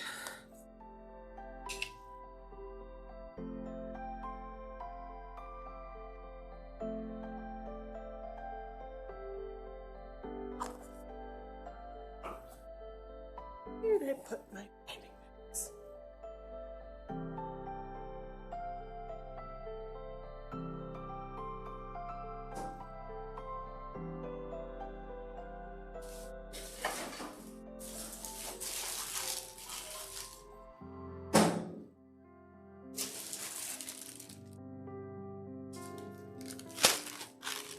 Ah, I did have some squeaky bags left.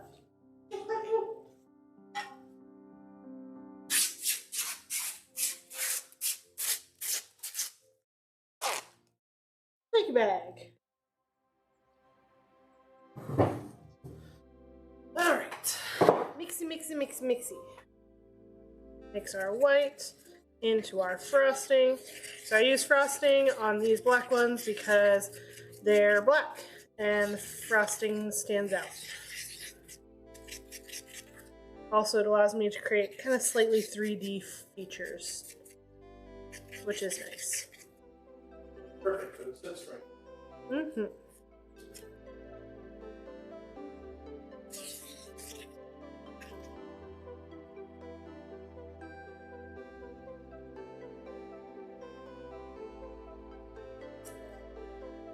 Alright. My scissors are elsewhere.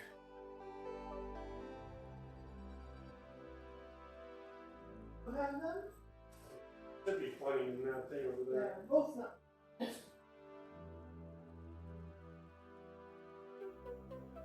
Taking a lap around the kitchen.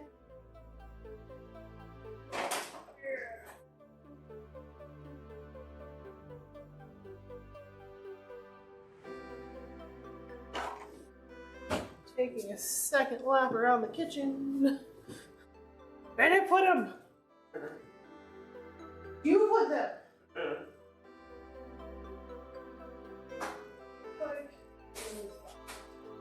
There's the pair. Yay! Wait.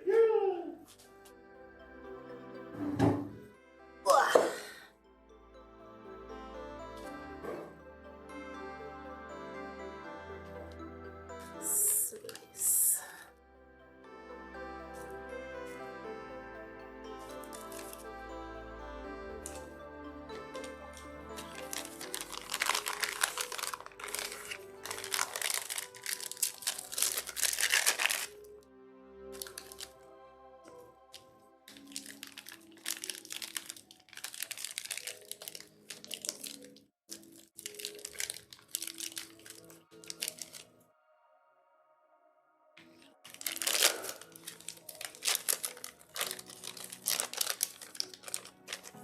That's a lot of soot.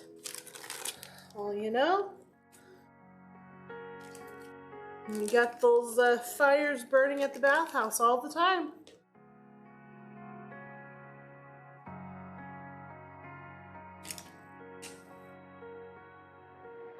Alright. Soot sprites. Let's make your eyeballs. Oh, you're dusty. Dust.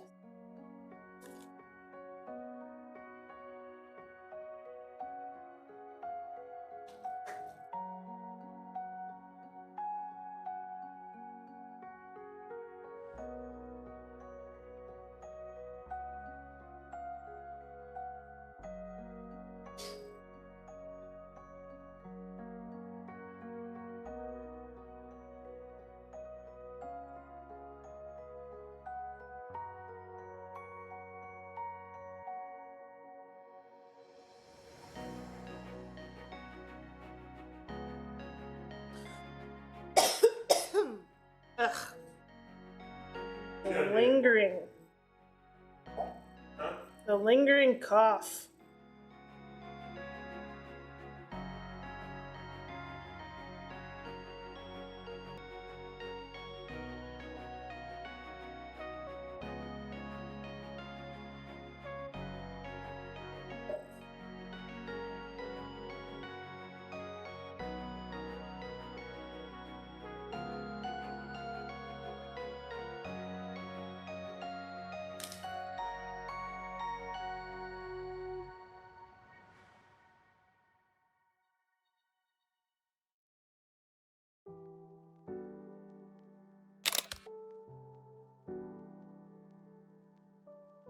All their little eyes emerging.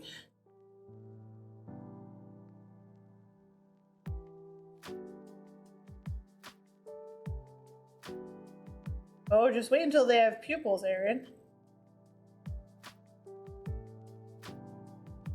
But according to the lore, soot sprites are good judges of character.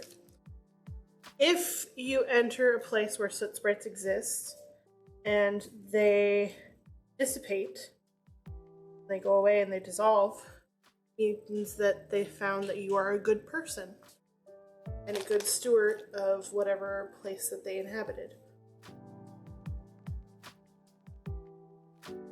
So if you get one of these bath bombs and it doesn't dissolve, it's your fault for being a bad person. Yep.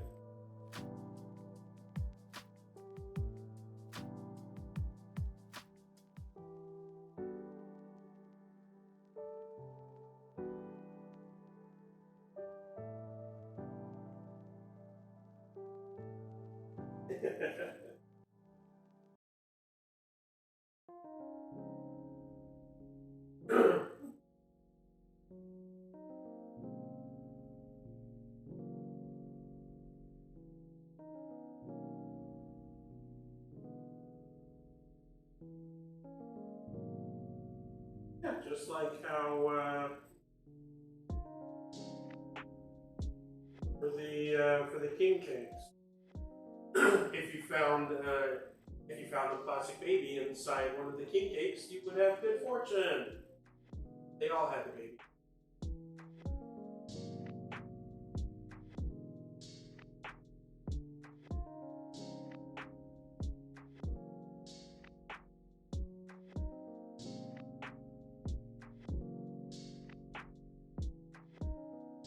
Okay. Now, we make some black. These are never going to dissolve around me. No, I'm sure you are a good person. They see deep into you. Mm-hmm. Very deep.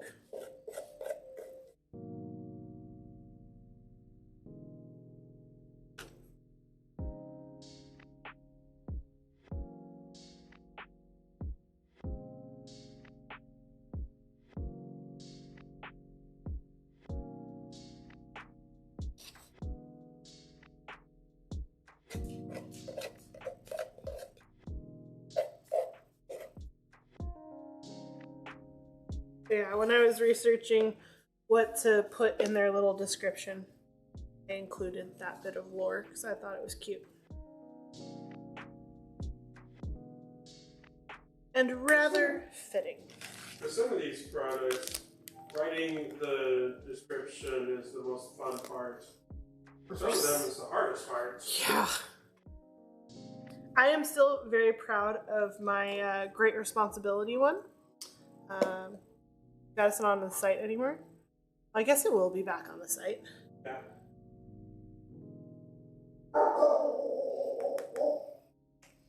Because it's definitely... in the pre-order category.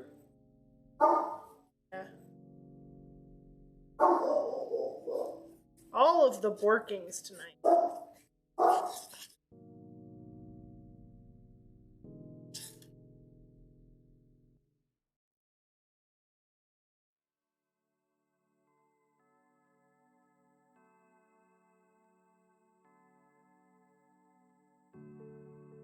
Grim is very glad people agree with him and his very strong opinions about who should be walking around in the cul-de-sac.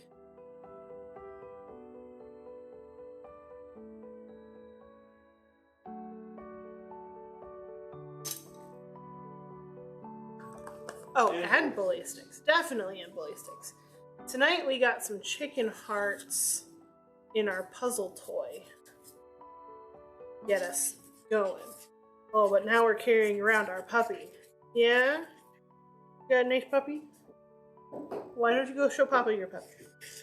Yeah. Oh, hello. What do we have here? Yeah. Oh, you're not gonna let me have it? No. Only look, no touch. Bill? Have you ever had Rocky Mountain voice?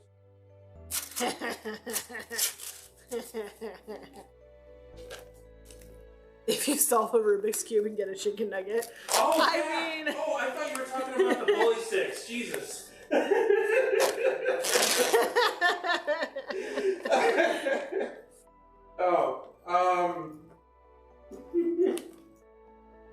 I mean... Yeah, that'd be kind of fun. People Yeah, sticks. we kind of have the opposite. We have food with poison inside. Yeah. Well, not in the U.S. because apparently that's dangerous. Yep. People sticks. Oh god. Bully sticks, also known as pizzle, is just cow penis. Sometimes they twirl it and twist it and braid it together. I wonder if those people know what they're braiding. I feel like that's like the running joke of the first day. It's like, so what are these things? Oh, don't worry about it. We'll tell you later. You gotta get busy on the line. Oh, what was that movie with Chevy Chase where he went to that bar and they had a competition of how many of these these little fried appetizers that you could eat, and he went in there and he broke the record and he kept going. He broke the record by 2, and each time, funny farm, yes. Yeah. Each time he breaks the record, they erase the number and put the new one up, and he's beaten the record by 2 at this point. And he goes, so what are these anyway? And they tell him, I don't remember exactly what they were, but they were in line with Rocky Mountain oysters. And he spat it out, so they erased the number and took 1 off. There is an actual bar. Oh, they were Rocky Mountain oysters. Okay. Yeah. There is an actual bar somewhere. I want to say it's like Nebraska or something, but it's one of these towns that popped up around oil drilling. And this bar needed a gimmick to get people to come in it. And so, as a joke, they started serving shots of horse fluid. And it's become a very popular thing to prank your friends with at the bar, to the point where they now have a supplier. Yeah. There's also another bar that had a bottle with a severed toe in it, and you could pay to take a shot with the severed toe, but the understanding was you were supposed to give the toe back, but it made the news because somebody took the toe.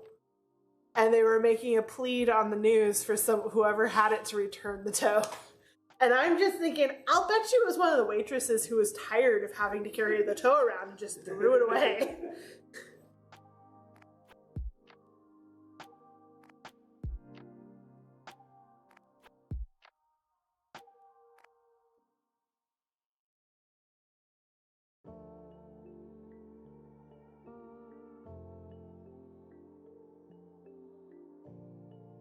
Eyeballs.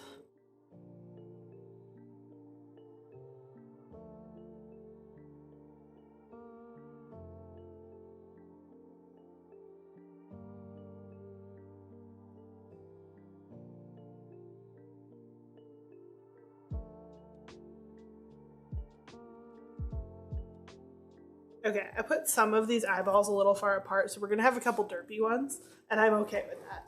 Because they're all frankly derpy. Like this one over here, his eyeballs are really far apart.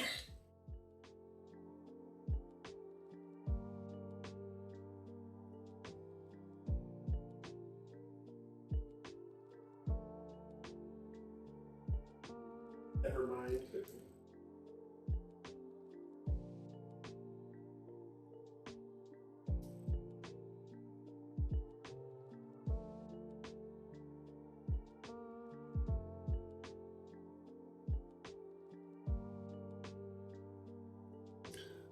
Look at the eyes. And now we get Such little. majestic little creature. They really are.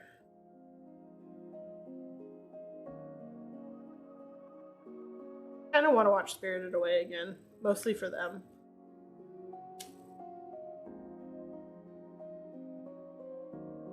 Oh, did something get automated quick?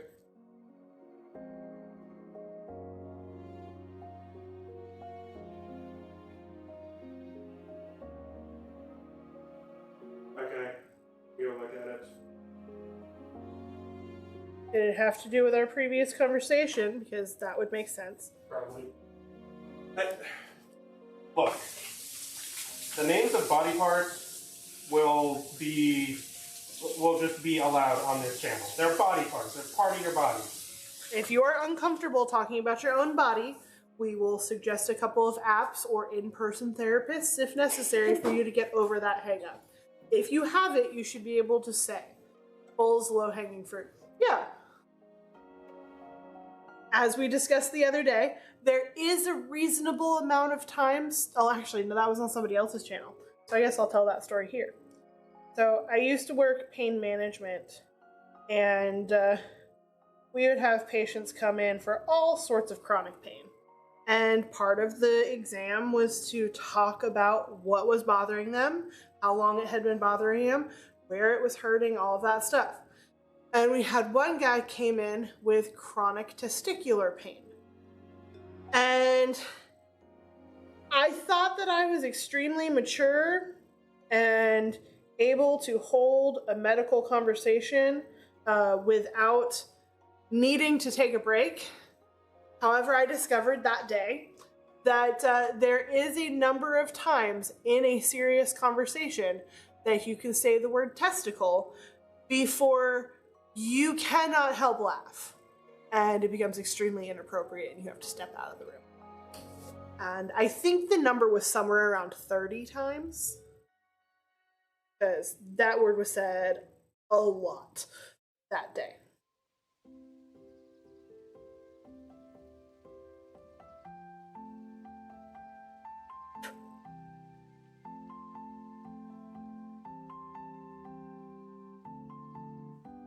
So I looked at the Automat queue and it wasn't there, so I'm not really sure. I could never be in the medical field. Yeah. We also one time had a former adult film actress who had chronic anal pain. That was also hilarious to us.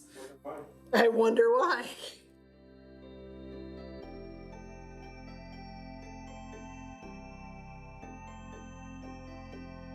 Because I just go off on the dumb ones. I have started calling parents out more often for being stupid. I had another parent in today who's like, "Oh, you gotta go back quick or else they're gonna give you a shot." I'm sorry, Dad, we don't threaten medical procedures here. I've always thought it, but the filter has broken officially and it comes out every time now. And the rest of the nurses agree with me and they're doing it too. So only so many times that we can be like, oh, Dad, that's so funny. When you see the child literally shaking in fear. Like, that's not okay, Dad. I get that you find it funny for a second, but no. Honestly, Jill, personal opinion, I wish there were more doctors like that. If someone's being stupid, call them out on it. I mean, you can still have empathy for their situation and help them through it, but... If you don't tell me how it happened, I can't tell you how to fix it. Because mode of injury is a lot more important than people realize. I will just calmly explain, we are laughing about this together. Because a year from now, we will be laughing about this. See, whenever I have kids who come in with injuries that they were being a total dumbass, I always ask them, I'm like, look, I'm not going to laugh at you. However, if you come back and you did it again, I will laugh at you, and you have my warning. And I did have one who came back in, and I'm like, are you ready? He's like, yeah, I know. I'm like, do you want to laugh with me? It is kind of. It's always the dumb teenagers. It's always them.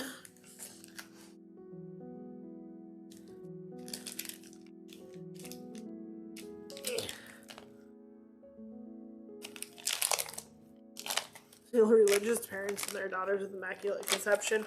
Yep. Indeed.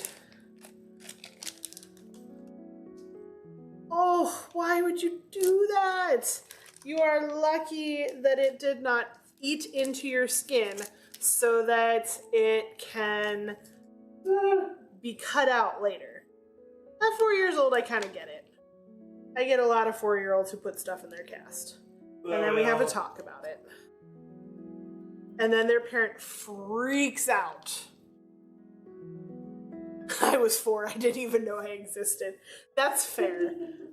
I find it really funny. We have a lot of parents who come in with like their 1, 2, or 3-year-old who has a little tiny fracture and needs a cast.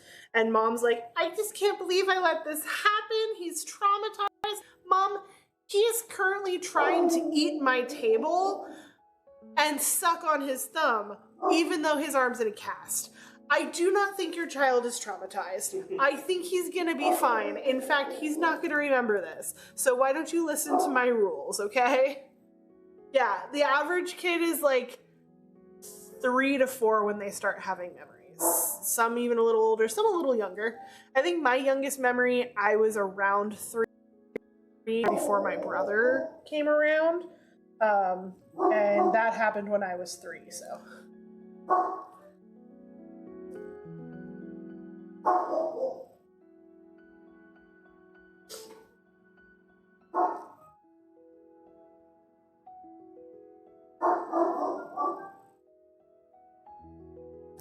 This is a little too cold.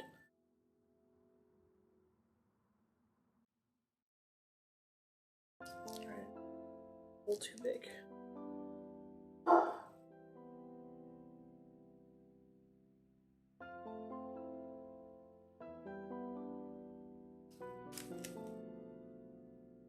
A lot of my early memories were my dreams, funnily enough. I had really vivid nightmares as a kid to the point where I can remember my excitement when I first had a pleasant dream. I am right there with you, Dill. Matter of fact, one of the earliest dreams of my existence that I still remember to this day was that I was a cat in Chicago. I don't know how I knew that I was a cat or that I was in Chicago, but I was a cat in Chicago and I jumped out of a building. And that is my earliest memory of a dream. And because of that, I can't help but partially buy into the reincarnation theory.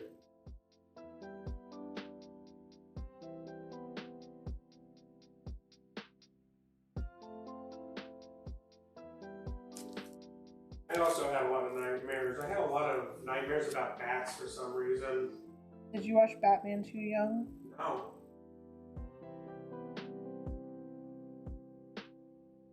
honestly don't know what it was.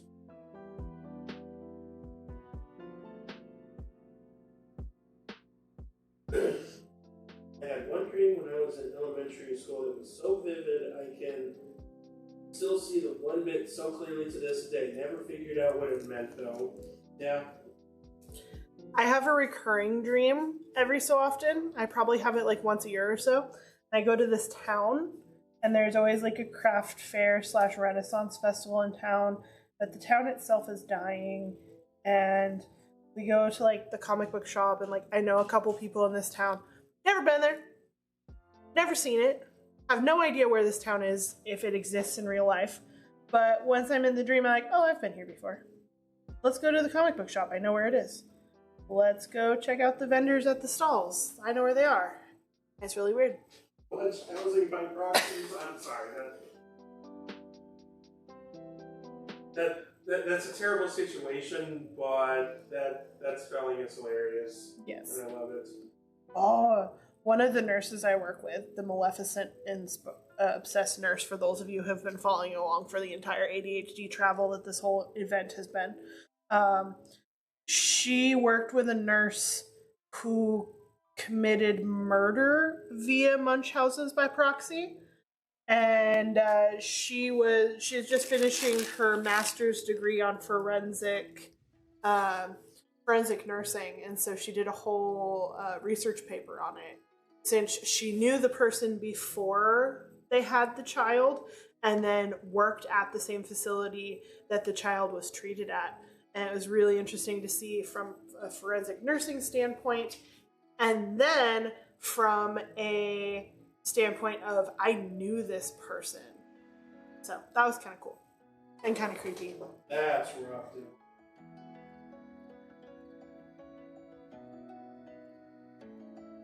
Or,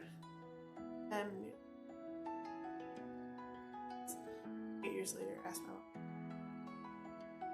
about Madison. Turns out the dream, she was digging where they buried her. Aw. She came to visit you? We can hope. Yeah. They do say people come and check on you in your dreams, usually like within a few days or weeks of their passing. Let me go put these guys away. Well, here's a picture. These ones are all green because they got apple scented on accident, but they smell great still, and they're adorable. But all of these green ones are marked this way specifically. That was my bad. It happens. Zulu is learning. But,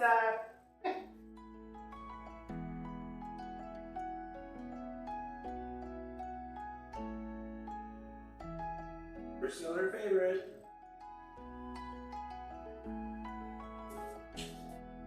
Just new.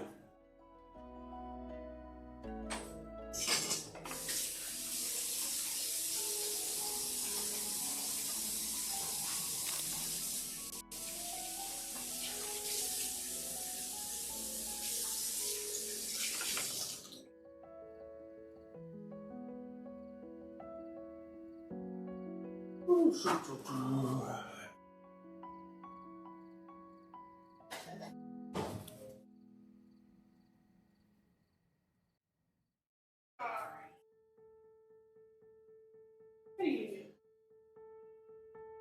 Straightening. Okay. Another weird recurring dream I have, though I haven't had it in years, was the stress giraffe. When I am super stressed about things, I start dreaming about a giraffe. And the giraffe is like doing, Grim, out of the kitchen, out. The giraffe is like doing normal human things. Like in high school, the giraffe was in my class. I was nervous about that class. In college, the giraffe was in my class. When I was living out on my own, the giraffe was a coworker. And another time, the giraffe was just hanging out at this store. And so anytime the giraffe appears in my dreams, I have way too much stress going on and I need to deal with it. You had the giraffe lately? I have not had the giraffe dream since I was treated for anxiety and depression. Oh. Yeah. I thought I was going to have the giraffe dream when prepping for our wedding, but it never happened. I was even telling people I'm just waiting for the giraffe to show up in my dreams. I had stress dreams, but I did not have a giraffe dream. I had a stress dream about our wedding. Wasn't quite like that though. Yeah. I had a dream about a week before our wedding that we had our wedding and it went off without a hitch. Everything went absolutely perfectly except for the small facts that nobody showed up.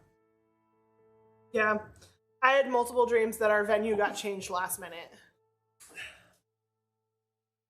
Yeah. Like Those- on the way there. Oh, by the way, it's somewhere else now. And then one of them, I had a dream where they fit us in, so we had to do a morning wedding instead of an evening wedding because they had another wedding coming that evening. Yeah. Stress dreams suck. I mean, that actually happened in Modern Families.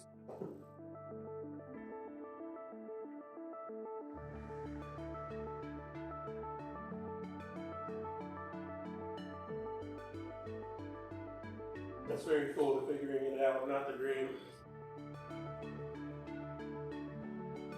Yeah, figuring it out took a while.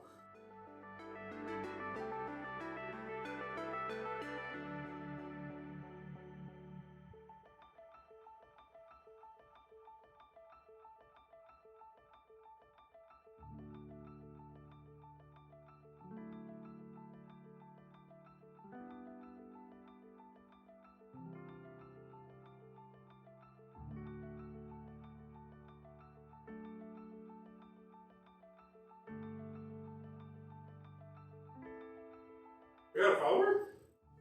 Did I miss it? Mindy, are you new? I think we might be. Thank you for the follow, new follower. We appreciate it. We are on our trek towards 500, and every little bit counts. Every little bit helps. And when we get there, we're going to do a giveaway of one of our soap falcons. Okay, Grim, I was going to give you a piece, but you're baking too much. Come on.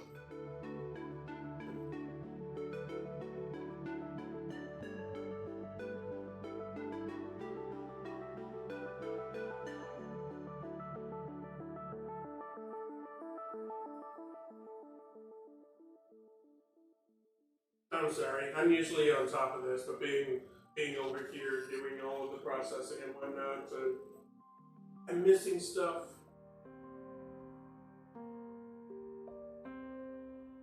It happens. It's just been busy. I was talking, so I found out our newest coworker, who's working with the surgeon that I work with directly as her assistant nurse now, we were talking and she was asking about things, and I said, she was asking about my soaps, and I said, oh, the soaps are good. I've been making bath bombs. You could check out the websites for the soap, but none of the bath bombs are there because I keep selling out and they never make it. But also, good problems, you know? Good Ooh. problems. That command's outdated.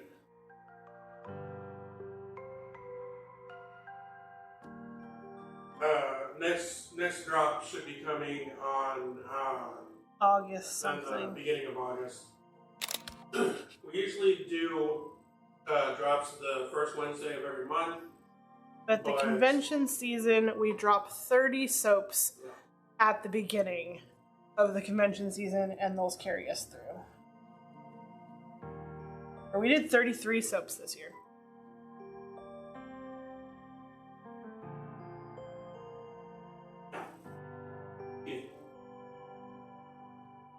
You did 32, and I did 1. Yeah, teamwork. And my 1 has been selling quite well. Joke's on you. I'm in an ad. I don't know what I took a picture of. Haha! That's great. And we're in pre-rolls already? Maybe? What time is it? It's 9:30. 9:30. I've only played one hat, so yeah, I guess that map checks out.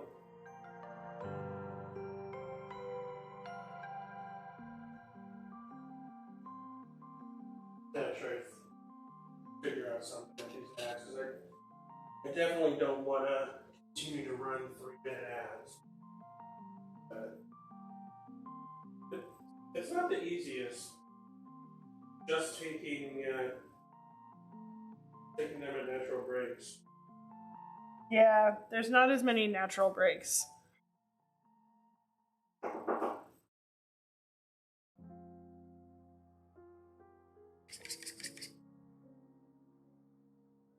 Definitely a good photo. Definitely a win. Well earned.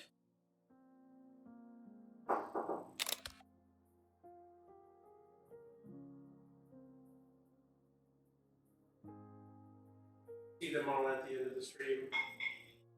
I've probably gotten my post stream stuff to a method I really like. Good. Kind of proud of it, if I do say so myself. Though, if anybody has any suggestions or further things I can do with it, I am always open. I have a command for it! !Suggest. Look, there's a white whale. Oh, it went away. I actually want to. I want to make another Discord channel where all of our suggestions go to that instead of just a random file on my computer. See, the first thing that popped in my head as you were saying is that was where they go to die. I mean, they could do that too. Your suggestions are meaningless. No, they're not. They're The really old not. corporate joke of any complaints, you are welcome to put them in the suggestion box, and they hold up a trash can. Or mousetrap. I always liked the mousetrap version. Also, hello, squalls. How are you doing tonight?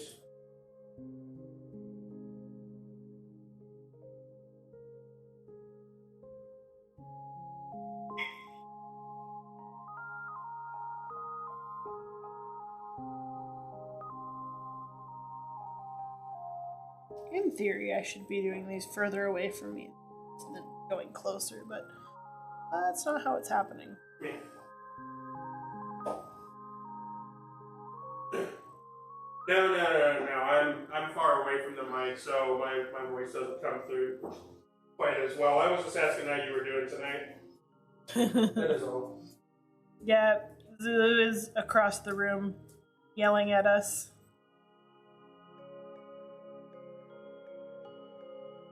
I am here in front of the mic, painting away. No, you can't go in the room right now. The door is closed. You're fine. Where's your babies? Sometimes Grim will try and put himself to bed, but it's far too early to go to bed. So that leads me to the conclusion he has left a toy in the bedroom that he wants. But we don't give him free reign of the bedroom after he threw up in our closet multiple times. And so he cannot be trusted in our bedroom alone anymore.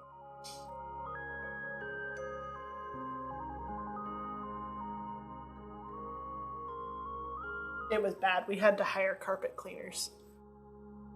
We were talking about doing it anyway. We were. That was just the, well, I guess we're doing it now.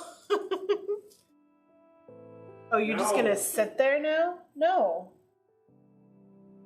Alright. He'll figure out what he I'm not getting wants. free reign, but it's in here. He wants so bad. Oh, Frog might be in there.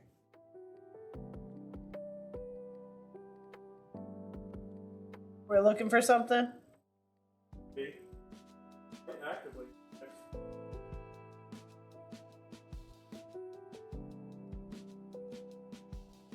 What? Maybe he left it in the bathroom. He might want you to look with him. Because he's a big baby. Giant baby.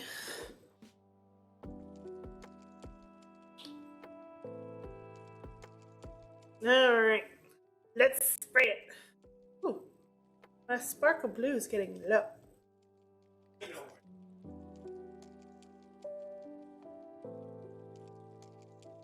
Ooh, it is time to refill that. Out of the kitchen. Get your toy and get out. Papa has whatever it is that you are looking for.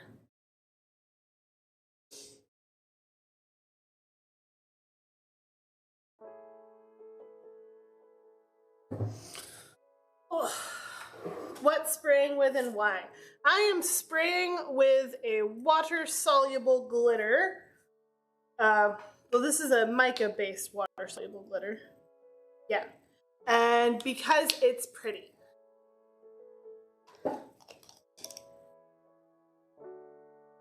Yay, pretty.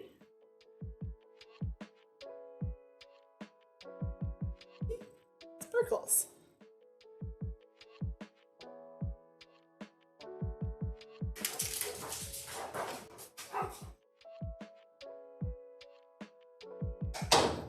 What did he want? He wanted me to pee. He wanted you to pee. Yeah. Do you all have a game now? Oh yeah, that's what it is. Whenever I go in there to pee, he sits by the door and he waits for me, and there's only one way I can go out of the bathroom, so it becomes a game of chase. Oh, so he just wants to play and he's getting more elaborate about it. Apparently, yeah.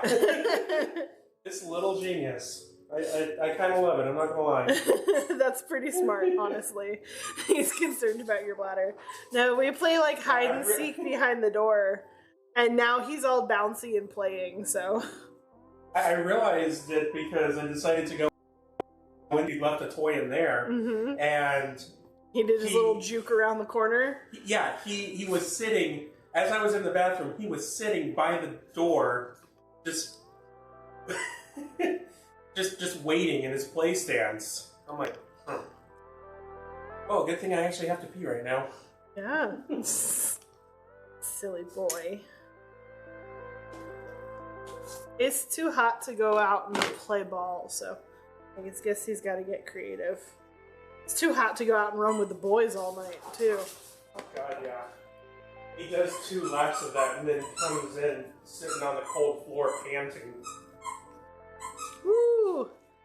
Definitely needed a refill. What's up? Definitely needed a refill because now it's going whoosh glitter.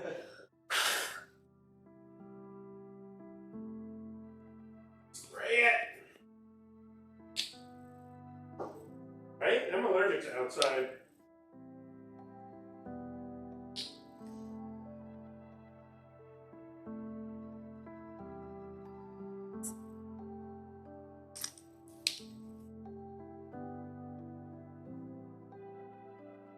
Alright. Now that we have nice aerosolized glitter. Ooh, what happened there? What happened where? Oh, is it gardenia? Oh, that's a very old cured ball. That happens. It's fine. What is that? Pumpkin cake? I think it might be pumpkin cake. That is So an old one. that's an old one, yeah. Alright. On to Pixel Hearts. You mean to open the door? Hey, this one's not ready. Oh, hey, dears, come on.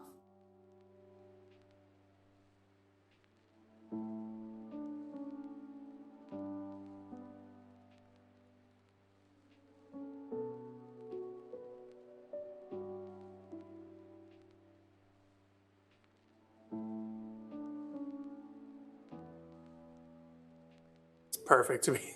Yeah. Enjoy the lurk.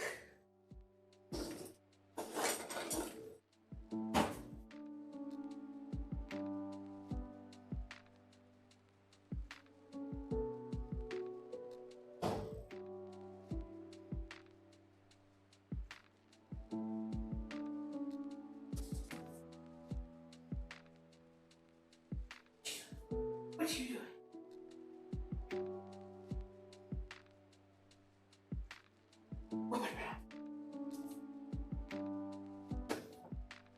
Alright.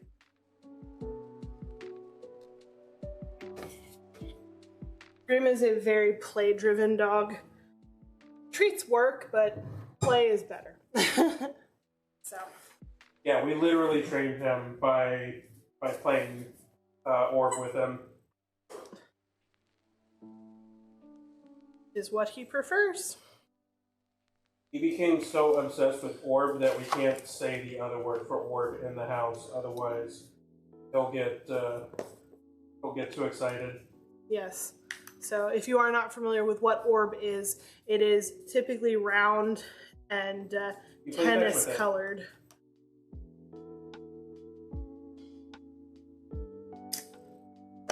Just like that treat skit on He's outside. on Instagram. Yeah. Treat, no treat. No treat, no treat. Treat, no treat. You have to spell it out. Otherwise he gets too excited. What you guys talking about? Taxes? Aww. Alright, fine. Are we getting an SNACK? Snack? No snack. Snack? No snack. Hey, what? He knows how to spell snack, but not treat? Treat? No treat.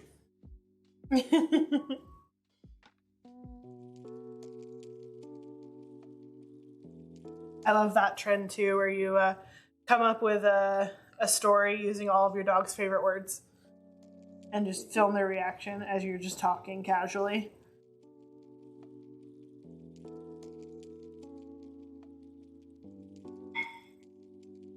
I don't know, my favorite one is one with I couldn't remember what the breed was, but it was this big old dog, and he was just making his little moany noises like and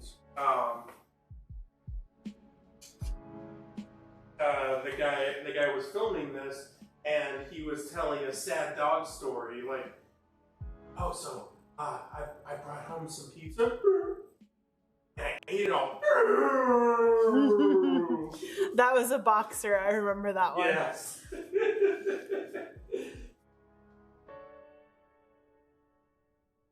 My cat is like that with opening the cabinet. She somehow can decipher that the only specific cabinet has her wet food, and she somehow can identify when only that cabinet is open.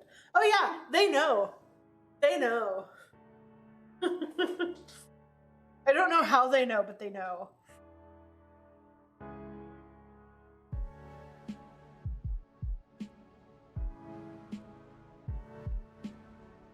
Did you upside down? Limited edition! You also haven't processed in a long time. True. Aside from yesterday. And the day before. Yeah. Outside of this week, it's been 2 months since you've processed stuff. Yeah, and all this week I haven't made a mistake. It's bound to happen. Fighting taxes.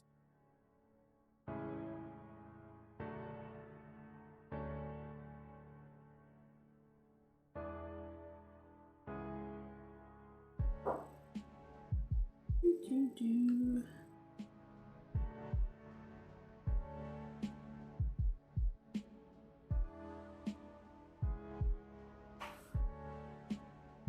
Same, but with the inside garage door.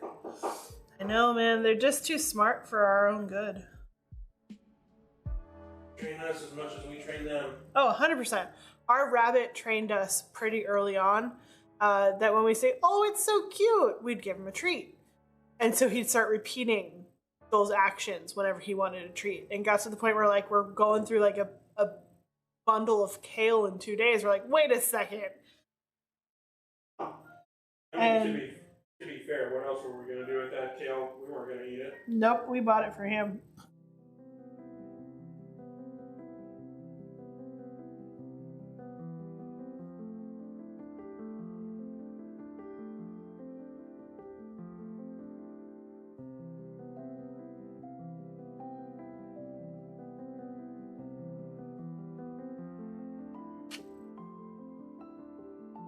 I see you there, Edgar. Little blue-haired clerk. might be on. Oh, hey, did I win points? She might not She have probably her. can't hear me, Yeah. but on the off chance you can. When it opens up, he bolts into the garage and rolls around the concrete and won't come out. See, we've worked with Grim pretty hard to not bolt. He has to wait to be invited places, and that includes outside. Aside from the doggy door, we let him have free reign of that. Yeah, that's just a backyard. But we treat it like a reward. So he's excited, but he knows he has to do something for it. Because And we call him back the second that he starts getting his own ideas of where he should be. yeah, we keep very strict guidelines on where he can go outside in the front yard. Because as a large black dog that is reactive to other dogs, if one of our neighbors who doesn't leash their dogs lets their little Frenchie out, Grim's gonna break him. Because Grim does not. Yes, I'm talking about you. Grim does not play well with other dogs. He has adopted the if I attack, hurt me mentality. Because he's been attacked a few times. I mean, I don't blame him. For a while. Hmm? We don't know how long, but he was on his own for a while. Yeah. And he's been attacked since we've had him. So. He's just a big softie to people, but other dogs, he's defensive now. And I don't blame him. I probably would be too. But as the large black dog owner, we have to be responsible for his actions. Because it doesn't matter if the other dog attacked him first, he will be blamed.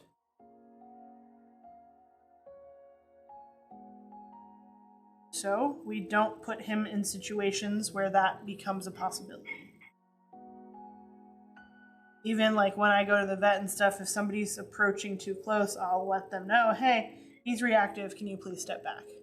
There's only so far I can stand to the side before I'm inside the wall.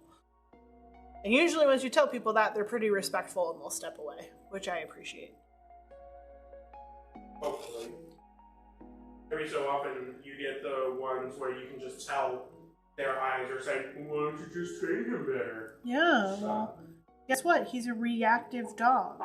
We are training him. Part of the training involves training other people to not be dumbasses.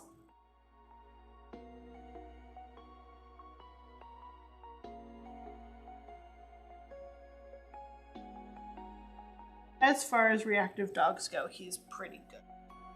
We actually were making some good progress. We had really solid progress. He was safe to be at the dog park, off leash, running, making friends at daycare. Doing very well. And And then then COVID. heartworm treatment and then COVID. Heartworm. He got a little skittish again after heartworm, but he was still. Yeah, we were improving still after getting that. back to it. But And, then COVID yeah. happened. We couldn't take him to the dog park or to see anyone for over a year. And we lost all progress on our socialization. And Right, at that- this point, By that time, he's 5 years old. It's just gonna get harder and harder and harder. Hi, Tiffany! and we didn't want to stress him out. And you know, he's got a huge backyard here to play in, and he loves humans. So his only trigger is other dogs and fireworks. So we can manage that at home and give him a nice, happy, healthy life.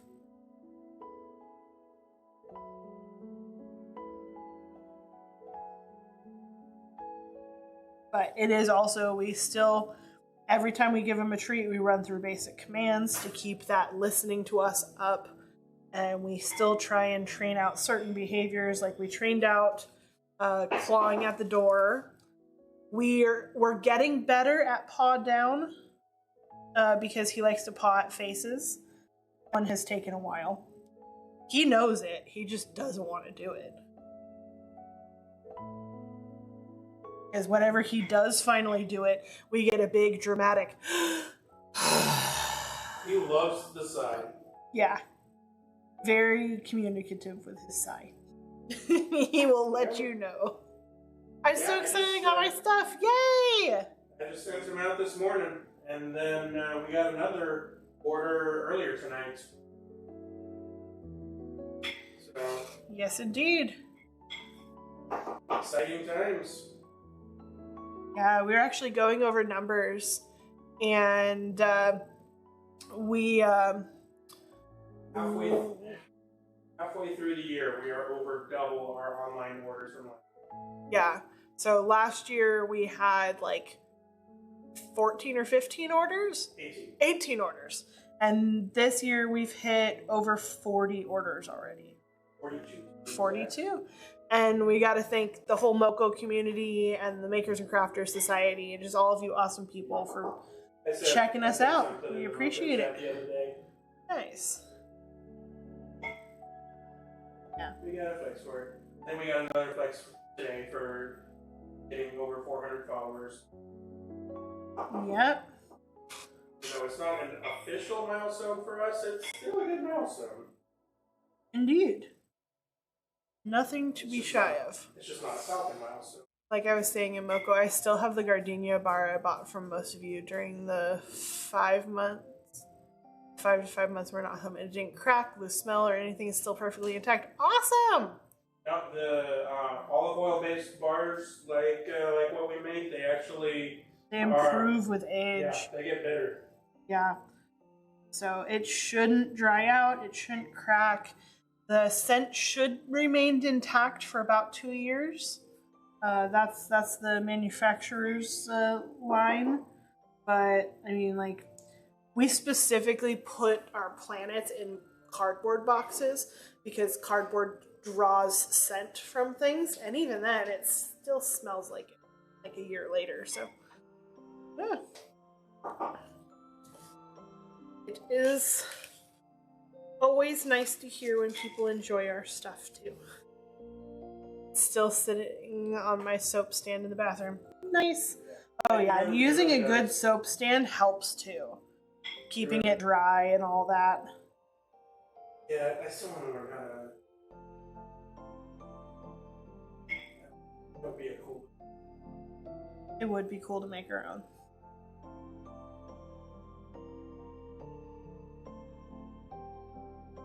Because I would want like nerdy shapes to go with our nerdy soaps.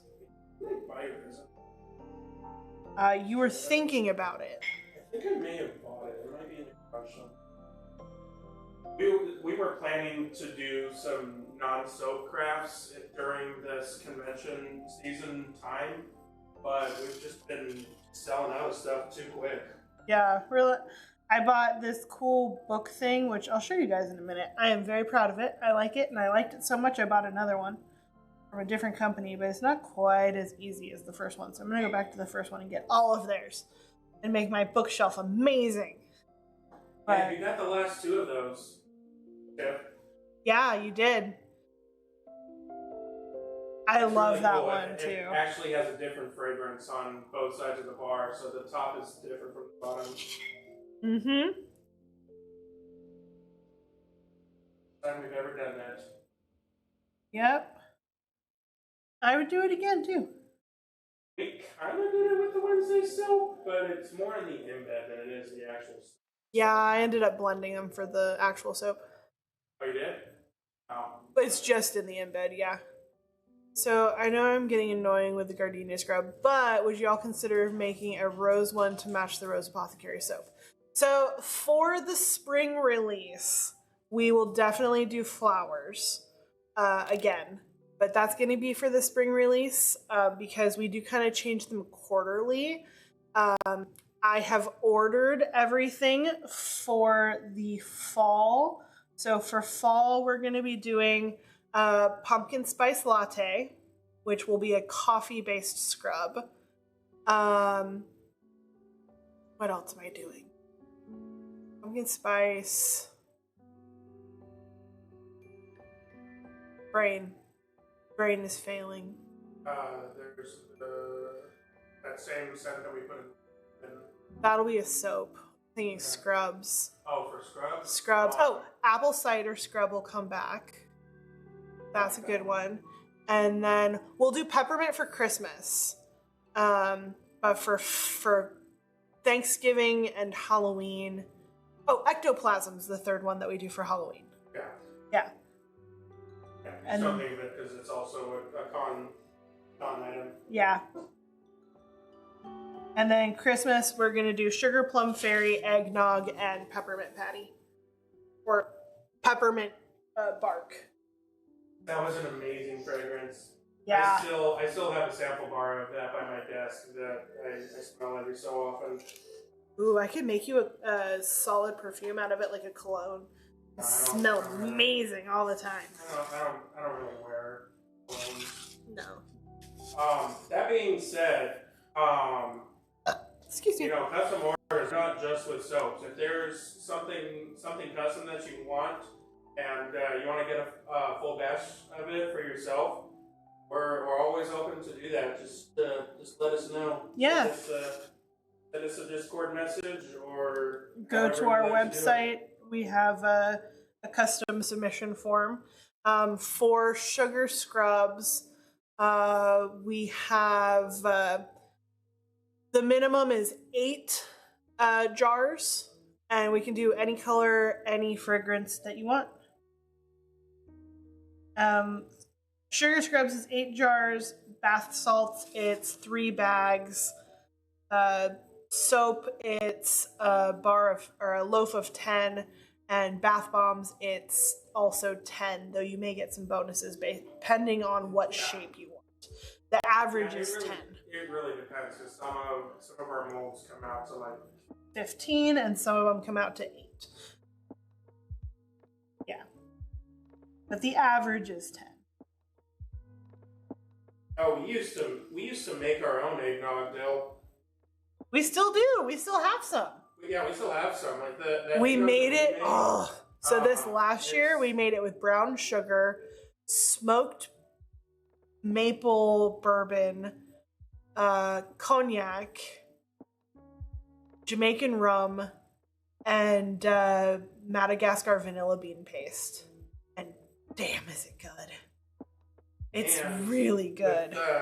Even though it's made with eggs, with that much sugar and alcohol in it, it doesn't go bad. Yeah. It actually gets better the longer it sits. So Sometimes I that forget batch we're we not made talking last about year food 'cause that it we will sounds be enjoying delicious. again this year. Oh yeah, because the recipe calls for a third of a bottle, we just make a triple recipe each time we do it, and then it ages for a couple of years, and it gets so good and smooth.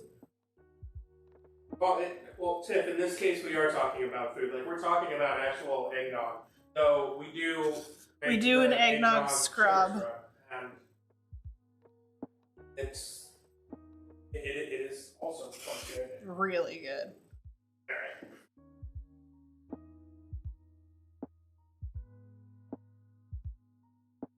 Bear with these guys. See if there's room on the rack. There's room on the rack. They're shorter than last time. No, I'm talking like Space? yeah. There should be space.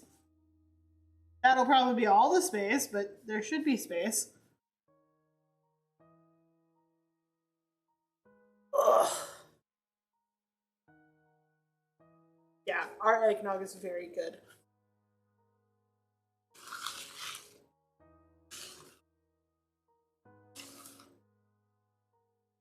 If I do say so myself.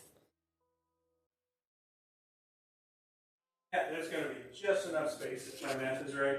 Sweet. Hi, Grim.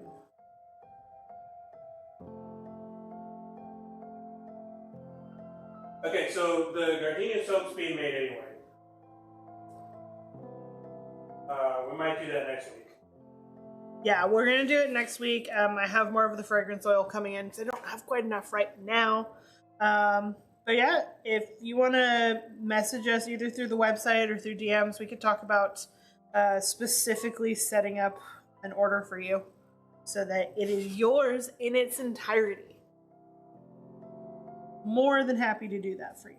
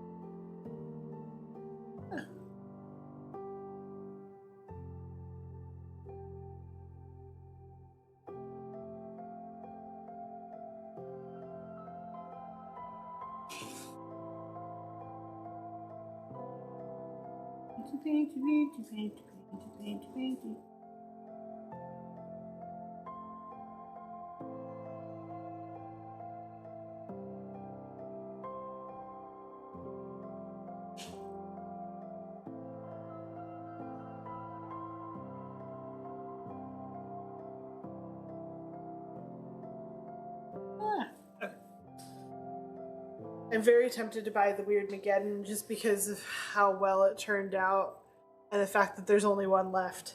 It is always tempting. Always tempting. That's how they're getting me. I'm happy about it though. I love their stuff. I love that you love our stuff. We have so much fun making it. I'm glad that people enjoy it. We will be bringing another version of Weird Mageddon to Halloween. It won't be Bill inspired, but it's the same scent and same basic inspiration, but it's going to be more Halloween.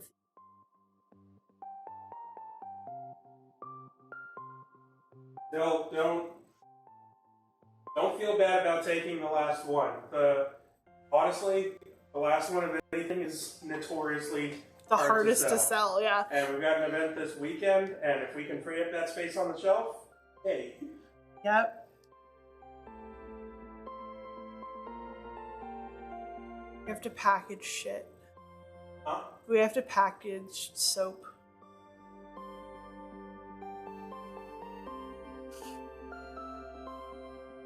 Yeah. Forgot about that. We do. Don't have to.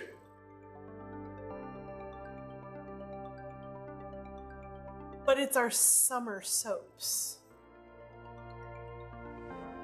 So?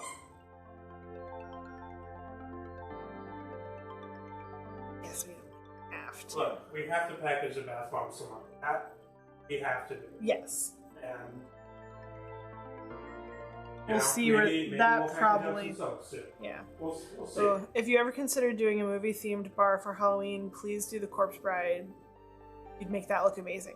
I am doing the Jack's pumpkin cake is gonna actually be Nightmare Before Christmas inspired this year. Can you do the spiral hilltop? Yeah, I'm gonna do the spiral hilltop. Yes! I know. But yeah, I could look into doing. I could make my whole Halloween collection Burton inspired. That could be fun. That could be really fun. So, like, I have Sugar Rush, which is covered in candy. But I have gummy worms and gummy bears, but I could still do it all covered in candy. I could just switch it up a little bit. And then Weird Mageddon could be the Corpse Bride. Ooh, I could make ribs. That would be cool. Okay, now I'm gonna get the sketchbook out and start coming up with ideas. I might have to watch the Corpse Bride again. It's been a long time. But I like the idea, and I'm gonna run with it for sketching purposes. I like it a lot. We were talking about Tim Burton earlier. Love the aesthetic, love the design. Not always the biggest fan of the movies, but I think I get a little turned off to them early on because so many people were so obsessed with them at my school because it was the only creepy thing that for some reason people were allowed to watch. I don't know. But I do really enjoy them as an adult, and I love the aesthetic. Absolutely love it. What now? Tim Burton movies. Oh, yeah. We were talking about Tim Burton earlier. Yeah.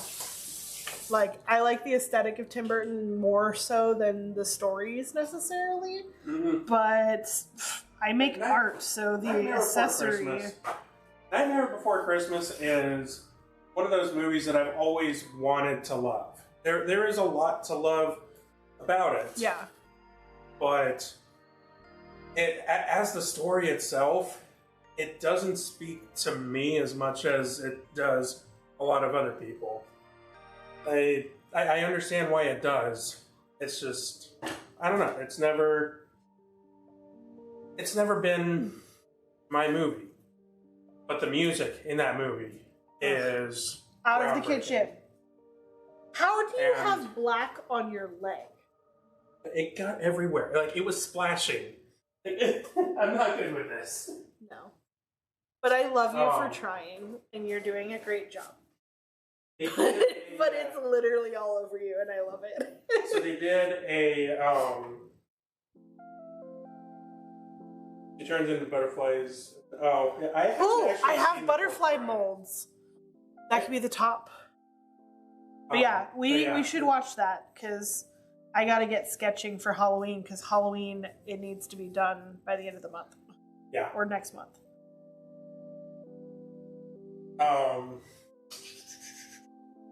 But I was gonna do what was I this saying? for Jack. I was gonna do the swirl, and then I have 3D pumpkins, Nice. and I was gonna do a pumpkin patch up top. Nice. Yeah, for back to Nightmare Before Christmas, they did an album that had a lot of the popular alt bands at the time sing through the soundtrack of Nightmare Before Christmas, and it was really good. They had like Marilyn Manson and Korn and Evanescence. bands like that. But Amy Lee's Sally song chills. I mean, that's It's back when better than Amy the Lee was original. just amazing. Beetlejuice. Yeah, I considered doing a Beetlejuice soap, but if I'm gonna stick with the Tim Burton Halloween-esque movies, I think I'm gonna stick with that as a solid color scheme and style. There's enough of it. I could do the trilogy of the unspoken trilogy of Frankenweenie, Corpse Bride, Nightmare Before Christmas. So that is a Stop theory. motion Halloween. Stop motion Halloween. You remember Paranorman? Yeah. I honestly don't. I know I saw the movie, but I don't remember anything about it, and I don't remember if it was good or not. Meh. It was meh. Overall, I love the creativity and the art. I just don't get Tim Burton. I think that might be where I am. It got so overhyped that I was very, unfortunately, much the I don't like it because everyone else likes it kind of teenager. And I fully Everyone is at some understand point that in time. now. And I'm making up for it by basically being the pastel goth version of my wannabe Lolita goth. So, Everybody at some point in their life is the I love it because everyone else loves it, and the I hate it because everyone else loves it type. yeah. I have happily transitioned into the I love it because I love it and I don't give a shit what you think phase. And it's a Yes. really nice phase to be in. It's It's so nice. Do And I get to feel wear my comfortable- rainbow sweater all the time? Fuck yeah, I and do. I feel comfortable saying things like The Nightmare Before Christmas is okay Yeah. to me. Oh, That saying things like that terrified me in high school. I'm gonna have to post a picture. I partially made a Jack Skellington Christmas decoration for my work because I decorate with skeletons whenever I get the chance. And we do a door decorating competition for Halloween every year. And I bought a hanging Jack Skellington figure, and I bought a toddler's extra large Santa suit and put it on him. And then I casted one of his legs, and we I came can up with find this that story. picture. I put it in the Moko Shark channel. Yeah. Maybe you did that. And I have a picture of it hanging up on my door. I'm gonna do it again this year, and I'm gonna use so I hung it up on my door with like a fake Christmas tree and border and stuff, and I won the door decorating contest, and so I'm gonna bring it back this year. And I had all the kids and all the doctors that worked for us sign it, and it was a lot of fun. And I had them all sign the white cast in red. And so this year I'm gonna get a green Sharpie and have people sign it, and then just change colors every year. And I'm gonna probably make like Santa's chair out of construction paper so that it looks like he's sitting on Santa's chair or in the sleigh or something. The other team that came in second or has already said that they're not going to participate this year. I'm like, I'm still hanging up Jack. I don't care. That was so much fun. That's fine. Yeah, that was so much fun. Like, a kid would get their cast signed, or they'd see Jack hanging there with his cast, and they'd be like, what happened to him? Oh, he fell out of the sleigh, you know? We fixed him up. And see that scene? He sang a whole song about it. yeah. And then they sign it, and I convinced all the doctors that work with us to sign it, and all the office people, and we had a lot of fun with it. It got pretty full. So I'm excited to bring it back this year and get more signatures. We're going to make it a tradition. And when one limb is full, maybe I'll buy some more cast material and cast up another limb. One day we'll just have Jack in a bodysuit of cast signed by all the people who have been in my cast room in December. It'll be fun.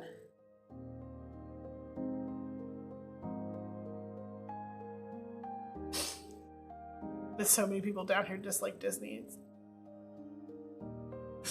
Yeah. I think if it's too involved in your childhood, I think a lot of people get that way. It's cool to not like Disneyland. Unless it's cool to like Disneyland, then it's cool. I saw an Instagram reel that was like, what if other adults were treated like Disney adults? And I don't know why I started telling the story because I don't remember it strongly. That's okay. But let's leave it at that. It was humorous. Yeah, and like, I'm gonna be honest. A lot of people are like, oh, Disney adults, they're the worst, Disney adults, yeah. Oh, I'm sorry, but there are people in every fandom that are like that. Disney adults just broadcast themselves on YouTube more often. Including, I'm just gonna say it, including Starbucks and Target. And if you have based your entire personality around an item or a thing that is not actually what your personality is, it is an acquired personality, maybe you shouldn't judge other people for doing the same. I mean, that is just, it's not healthy, and yeah. You can love things without them becoming your identity. And I think that's the balance of loving and liking things. Mm-hmm. There's a difference between obsession and basing your identity off of it. I think you can be obsessed without losing yourself. Yeah, as long as you have a grip on reality. Like, so we watch a lot of cinema therapy on YouTube. It is not. You want to come over a little closer so people can hear better? Just you're making good points. Yeah, I'm not barely actually doing being anything heard. over there. Yeah. Yeah, not a substitute for real therapy at all. But I think that they're an amazing channel. They bring And they offer real therapy. You just have to go through their actual channels. But they bring concepts of therapy into major blockbuster movies. Mm-hmm. And I think it makes it really accessible to people. One of the more profound points that they made was that escapism is great. If you need to immerse yourself in a fantasy world to escape the problems that you're having in the real world, that's a very natural thing to do. But whenever it becomes an obsession, then It starts like affecting your life Right. negatively. right.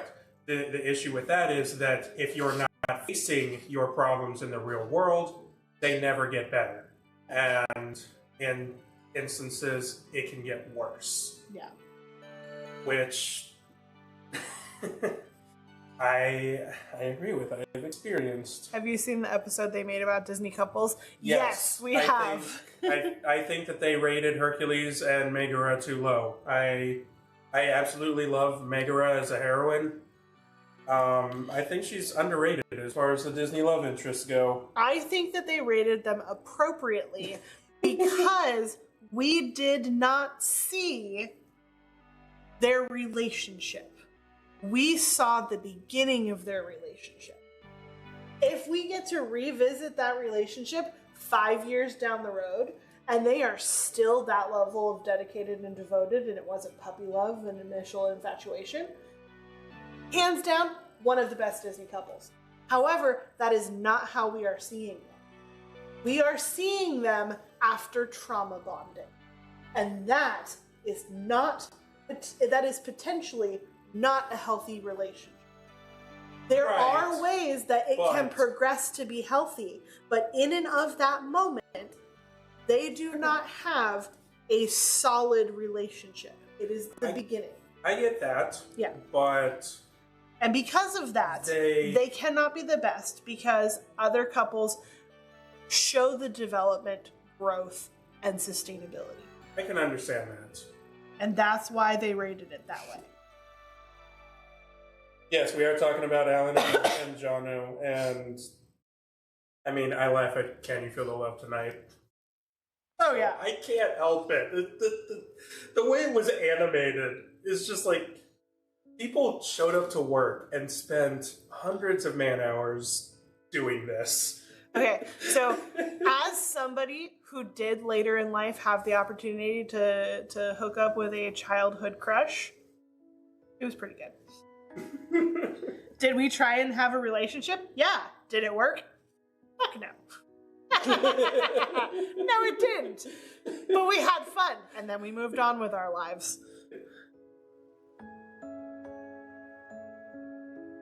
Pretty sure he's a white Yeah, supremacist their now. latest episode about Finding Nemo was It's good. that was a heavy hitter. That movie, I got really bored at work one day and made a ranking One of day? all of the. It was several days. I made rankings of several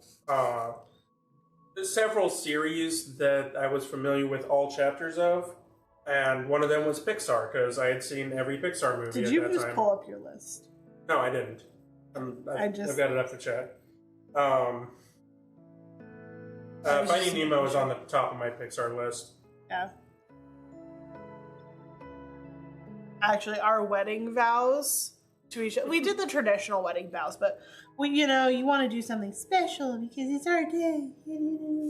But we ended up doing movie quotes to each other, and it was all movie quotes of like moments that are better ways of saying "I love you." They say I love you without saying I love you. Yeah.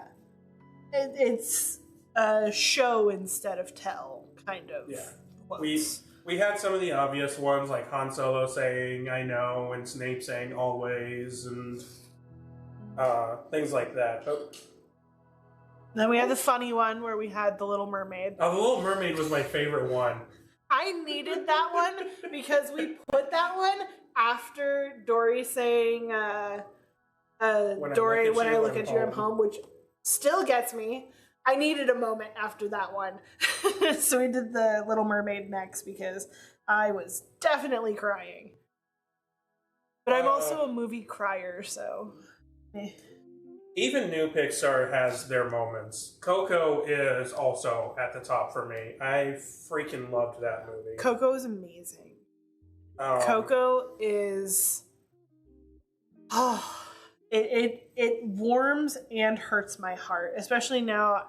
My grandma is going through dementia, and she is not sweet like Grandma Coco. My grandma is evil in her version of dementia, and it's just awful. She doesn't have the she doesn't have the cute little forgetting stuff. I'm sorry, it's not cute. You know what I mean. She doesn't have those moments where she just has lapses in her memory.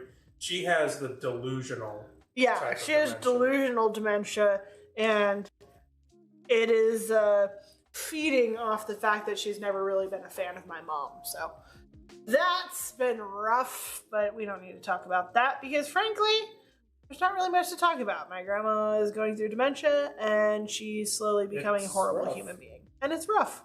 And we're all really surprised that she's 94 years old. And she didn't want to live this long.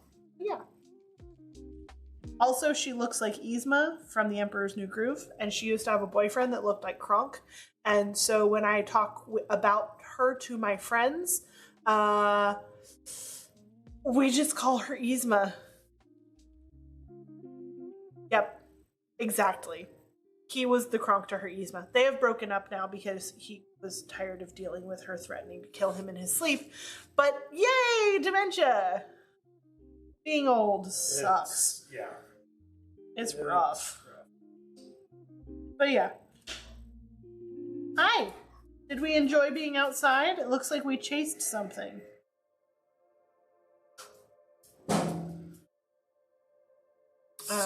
It's so hard to see. Yeah, it's really hard. Like, we're in the lucky phase that my grandmother is 4'6" and like partially crippled by a rheumatoid arthritis. So like her attacking someone isn't too big of a threat, but it gets rough. And it helped. Yeah. My father and his sister have been dealing with her, and you know, they're doing what they can. They're both physicians, so if anyone's gonna deal with it the best possible way, I think she's in good hands. But yeah, it is what it is. She was a great grandmother while we had her, and she is missed. The hardest part is it's so easy in human nature to remember how they are in those last days, even though that's not them. No, as far as I am concerned, she has not been Lori, at least for the last 5 years, but probably closer to 10. She was masking really well in the beginning, and there was a lot more of her, but we definitely missed the early warning signs. We definitely missed the midway warning signs, and possibly some of the late stage warning signs. But she is plugging along. And she looks like Yzma. Clothing choices, hair choices. Some mannerisms even. Totally the mannerism. She does the little, what are you doing?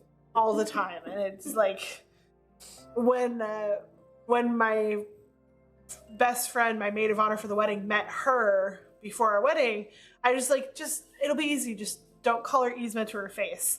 And later that, she's like, oh my god, she's Yzma. Like, 100%. So, my family is basically a soap opera at this point. We're one of those entertaining ones, though. Like reality TV, but unscripted. Your first my first Thanksgiving with your family was a culture shock. Yeah.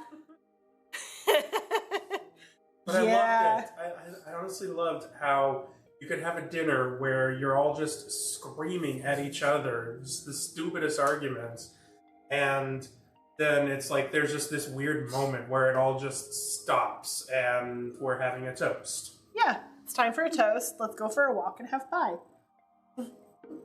Yeah, That is the Italian Jewish family way of dealing with shit. Yell it out, and we'll all be good after pie.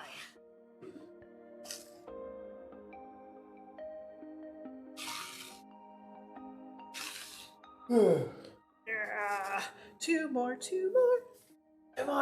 Alright, I'm gonna go start finding someone to raid, even though I think I already know where we're going. Where do you think we're going? Yo, it's his birthday week. Yes! I second this opinion if he is available.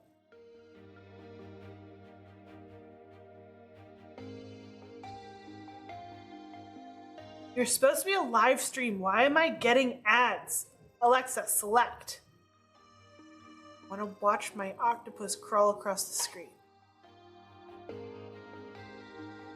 Well, that one's fake. What's that?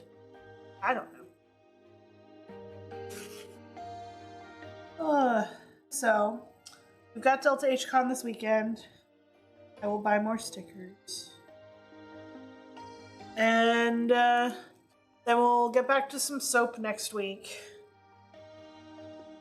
But definitely still working on bath bombs because we have our gaming expo coming up a couple weeks after that. And I gotta make all my video game ones, which is partially the reason why I made these this week, so that I don't have to make them next week. They should carry over for 2 conventions because these ones make like 15 a batch. So that should help. Then I can focus on Animal Crossing, Minecraft. Hopefully my Mario blocks will be in before the convention. Among Us guys. And some other stuff. Yeah. We'll get there. Surely and slowly.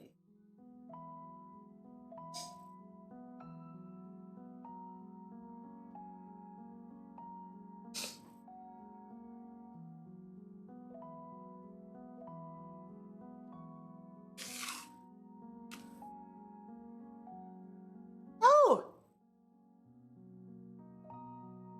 Kate Therese? Thank you so much for the follow. I hope we have been entertaining with our completely genre spanning and emotional spanning ADHD trail as we paint bath bombs. That is what you come to this channel for. You never know what we're going to talk about. We never know what we're going to talk about. Totally random conversations all over the place. We just follow the dopamine wherever it goes. And end up wherever it takes us. Genre spanning is a great way to put it. Look, if it can be talked about, we will probably talk about it here. You want to hear about testicles? Great. You want to hear about Tim Burton movies? Great. You want to hear about all of the different random things that happen when people have really severe dementia? We're there too. We're also going to talk about the value of water-soluble glitter and why there's paint all over Zulu because he can't keep it in the cup. So much paint. And the occasional borking and begs for playing from the pupper. Beautiful chaos that is our life. I enjoy it.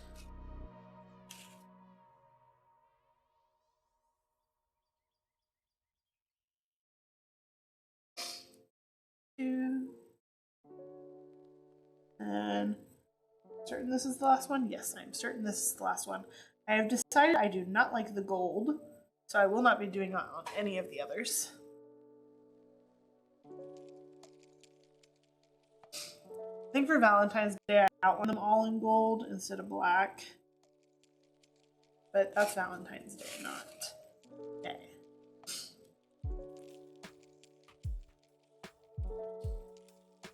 And then I bring my sketch stuff, work on sketches for the Halloween collection, and then the Christmas collection because we're changing out some things this year because some things didn't work out last year like they did the previous years, and we have better sense for other things. So yeah, got some work to do. Gotta make salts, gotta make scrubs, Gotta sleep, gotta eat, gotta love on to puppers. Oh, that's a rockfish, not just a rock. Very interesting. Okay. Okay. Lay down in bed, pretend to sleep, roll over, and then buy an energy drink on the way to work. You know it might be a problem when the lady at the 7-Eleven recognizes you and tells you, hey, you know you can buy 3 of those at once, right? No, ma'am. I just want one. I promise. But I have like 2,000 points, so I can get a free energy.